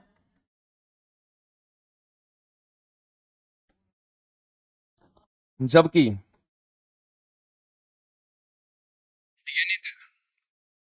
निर्माण होते रहता है। इसमें केवल डीएनए का निर्माण होता है। ठीक है, तो मेरे भाई ये फेज है, इस फेज को आप याद रखिएगा, नोट करके लीजिए, बायोलॉजी में आपको पूछता है। तो डीएनए की जो रेप्लिकेशन होती है, रेप्लिकेशन का मतलब डीएनए से डीएनए बनना, ये डीएनए है, ये डीएनए है ना जी। इस डीएनए से अगर डीएनए बनता है इसी को रेप्लिकेशन कहते हैं। डीएनए से अगर डीएनए बनता है उसी को रेप्लिकेशन कहते हैं, इस बात को ध्यान रखना। अगर डीएनए से आरएनए अगर बन गया तो उसको क्या कहेंगे, इसको ट्रांसक्रिप्शन कहते हैं। इसको क्या बोलते हैं, तो इसको हम लोग यहाँ पर इसको ट्रांसक्रिप्शन कहते हैं। और आरएनए से अगर प्रोटीन बन गया तो इसको क्या कहते हैं, तो आरएनए से अगर प्रोटीन बनेगा तो इसको हम लोग ट्रांसलेशन के नाम से जानते हैं। इसको हम लोग ट्रांसलेशन कहते हैं, इस बात को ध्यान रखना। तो डीएनए से डीएनए अगर बनता है तो वो हमारा एस फेज में बनता है, डीएनए का निर्माण एस फेज में होता है। इस क्वेश्चन का आंसर करेंगे ऑप्शन नंबर बी, करेक्ट हो जाएगा। नेक्स्ट आगे चलते हैं। आगे मेरे भाई अगला क्वेश्चन, और एक बात बता देना चाहते हैं कि जो भी बच्चे दूर में रहते हैं, तैयारी करते हैं, और जिनको लगता है कि थ्योरी की क्लासेस करनी है, तो आप थ्योरी की क्लासेस हमारा 10 तारीख से स्टार्ट हो रहा है ऑफलाइन में, ऑफलाइन और ऑनलाइन भी शुरू हो रहा है नया बैच। जिनको थ्योरी पढ़ना होगा, थ्योरी वीक होगा, फिजिक्स का लगभग मेन चैप्टर पढ़ना है, केमिस्ट्री का मेन चैप्टर पढ़ना है और बायोलॉजी का मेन चैप्टर पढ़ना है, तो आप 10 तारीख से ऑफलाइन क्लासेस आपको दी जा रही है। भिकना पहाड़ी में, सैदपुर जो भिकना पहाड़ी आपका है वहां पर आपका ऑफलाइन क्लासेस चलेगा।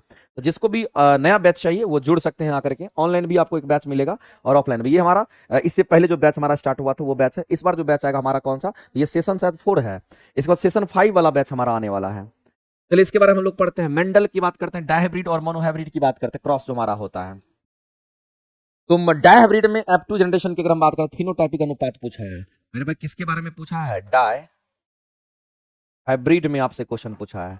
डायहाइब्रिड में आपसे पूछा है फिनोटाइप और जीनोटाइप, फिनोटाइप और दूसरा क्या होगा कहेंगे यहाँ पर जीनोटाइप। रेशियो आपको बताना है, फिनोटाइप और जीनोटाइप के लिए आपको रेशियो बताना है। तो मेरे भाई इसमें जो हमारा फिनोटाइप का रेशियो होता है वो क्या होता है, ये 9:3:3:1 होता है। और जीनोटाइप का जो रेशियो होता है 1:2:1 फिर क्या 2:4:2, फिर क्या 1:2:1, 121 दूना 242, 121 और अनुपात लगा दीजिए। और इसी तरह से हमारा मोनोहाइब्रिड होता है, इसी तरह से हमारा क्या होगा, तो मोनोहाइब्रिड भी होता है। और मोनोहाइब्रिड में भी जीनोटाइप और फिनोटाइप हमारा होता है। इसमें अगर हम फिनोटाइप की अगर हम बात करते हैं और इसमें अगर हम जीनोटाइप की बात करते हैं, दोनों चीज आपको समझना है। तो फिनोटाइप और जीनोटाइप यहां पर भी देखना है। मोनोहाइब्रिड में फिनोटाइप आपका 3:1 होता है और जीनोटाइप आपका क्या होगा, तो 1:2 आपका 1 होता है। तो उसके हिसाब से आपको आंसर करना है। तो आपको पूछा गया मेरे भाई डायहाइब्रिड के लिए पूछा गया है, और डायहाइब्रिड में भी आपको फिनोटाइप पूछा है। तो फिनोटाइप का अनुपात क्या होगा, तो डायहाइब्रिड में फिनोटाइप का अनुपात ये होगा 9:3:1 होगा, 9:3:3:1 होगा। आंसर करेंगे सी। आगे बढ़ते हैं, चलिए अगला क्वेश्चन कहता है क्रेब्स साइकिल में सिट्रिक एसिड चक्र किस भाग में हमारा शामिल होता है। क्रेब्स साइकिल की अगर बात करेंगे मेरे भाई, तो क्रेब्स चक्र तो माइटोकॉन्ड्रिया में ही हमारा होता है, और माइटोकॉन्ड्रिया में एक पदार्थ होता है जिसको मैट्रिक्स कहते हैं, उसी मैट्रिक्स में हमारा क्रेब्स चक्र होता है, और वहीं पर श्वसन की क्रिया होती है।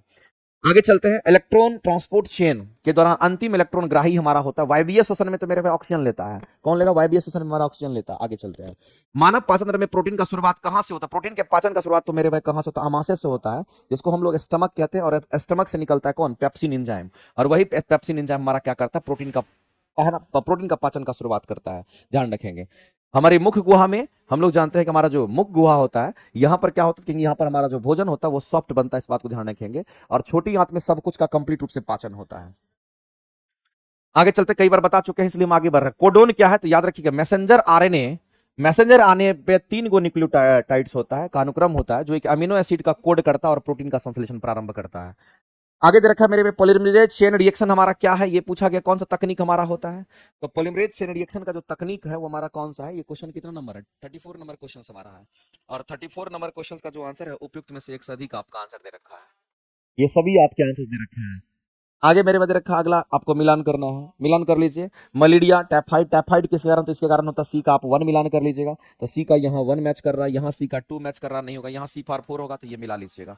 ये सब तो आपको आना चाहिए, कोई दिक्कत नहीं। आगे चलते हैं, नेक्स्ट हार्डी वेनबर्ग साम्यावस्था, हार्डी वेनबर्ग साम्यावस्था हमारा क्या है, ये आपको बताना। 36 नंबर क्वेश्चन से मेरे भाई, हार्डी वेनबर्ग साम्यावस्था हमारा क्या है, तो मेरे भाई ये हमारा सबके लिए हमारा होता है, इसके लिए भी होगा, इसके लिए भी होगा, इसके लिए भी हमारा होगा, तो ये सबके लिए हमारा होता है। उद विकास का सिद्धांत हार्डी वेनबर्ग साम्यावस्था से ही हमारा मिला था शायद। आगे चलते हैं, C4 पौधे की अगर हम बात करते हैं, मानव हृदय की प्रकृति, मानव हृदय की प्राकृतिक अगर बात करते हैं, नहीं, मानव हृदय की प्राकृतिक पेसमेकर पर क्वेश्चन आपका पूछा गया है। तो मानव हृदय की प्राकृतिक पेसमेकर जो होता है, हम आप जानते हैं मेरे पेसमेकर कहाँ होता है, तो पेसमेकर तो हमारे हार्ट में होता है। अगर हम लोग हार्ट की हम बात करते हैं, हम लोग हृदय की अगर बात करते हैं, हम लोग हार्ट की अगर बात करते हैं, तो हम लोग को एक बात पता है, हार्ट में 4 चेम्बर होता है, दायां निलय, बायां आलिंद, बायां निलय, इसको कहते हैं दायां आलिंद, इसको कहते हैं दायां निलय, और इसको कहते हैं लेफ्ट ऑरिकल, लेफ्ट वेंट्रिकल होता है। अब यहां समझना मेरे भाई, इस बात को ध्यान रखना कि यहीं पर होता है पेसमेकर, इसी को क्या कहते हैं, तो इसी को हम लोग कहते हैं यहां पर पेसमेकर। और पेसमेकर का मेन काम जो होता है वो क्या होता है, हमारे हार्ट में ब्लड सर्कुलेशन को कंट्रोल करता है, इस बात को आप ध्यान रखेंगे, उसका मेन काम हमारा ये होता है, ब्लड सर्कुलेशन को हमारा कंट्रोल करता है। और पेसमेकर को हम लोग ऐसे नोड के नाम से हम लोग जानते हैं। पेसमेकर को क्या कहते हैं, ऐसे नोड कहा जाता है, जो कहां पर मौजूद होगा, तो हम कहेंगे दायां आलिंद में मौजूद होता है, इस बात को आप ध्यान रखेंगे, कहां मौजूद होगा, तो दायां आलिंद में मौजूद होता है, इस बात को ध्यान रखेंगे। और पेसमेकर का जो काम है, इसका कार्य क्या है, तो आपको ध्यान रखना है, हृदय में, किसमें, हार्ट में, यानी कि हृदय में, या हृदय की गति, ऐसे लिख लीजिए ना, हृदय की गति को कंट्रोल कौन करता है, तो हृदय की गति को कंट्रोल हमारा यही करता है। हृदय की गति को कंट्रोल कौन करेगा, तो हम कहेंगे पेसमेकर, और पेसमेकर को हम लोग ऐसे नोड के नाम से हम लोग जानते हैं। ठीक है, चलिए आगे चलते हैं, अगला क्वेश्चन देखते हैं। प्रतिरक्षा प्रणाली की बात करते हैं, बी लिम्फोसाइट्स, मेरे भाई ये डब्ल्यूबीसी का प्रकार है। अगर हम लोग डब्ल्यूबीसी की बात करते हैं, डब्ल्यूबीसी हमारे ब्लड में एंटीबॉडी का निर्माण करता है, तो आपको ध्यान रखना बी लिम्फोसाइट के साथ साथ टी लिम्फोसाइट्स भी यही करता है। बी लिम्फोसाइट्स और टी लिम्फोसाइट्स की हम बात कर रहे हैं, बी लिम्फोसाइट्स और टी लिम्फोसाइट्स की अगर हम बात करते हैं, तो ये बी और टी ये दोनों के दोनों क्या करते हैं, एंटीबॉडी का निर्माण करता है। चूंकि डब्ल्यूबीसी एंटीबॉडी का निर्माण करता है, तो लिम्फोसाइट्स उसी का हमारा प्रकार होता है।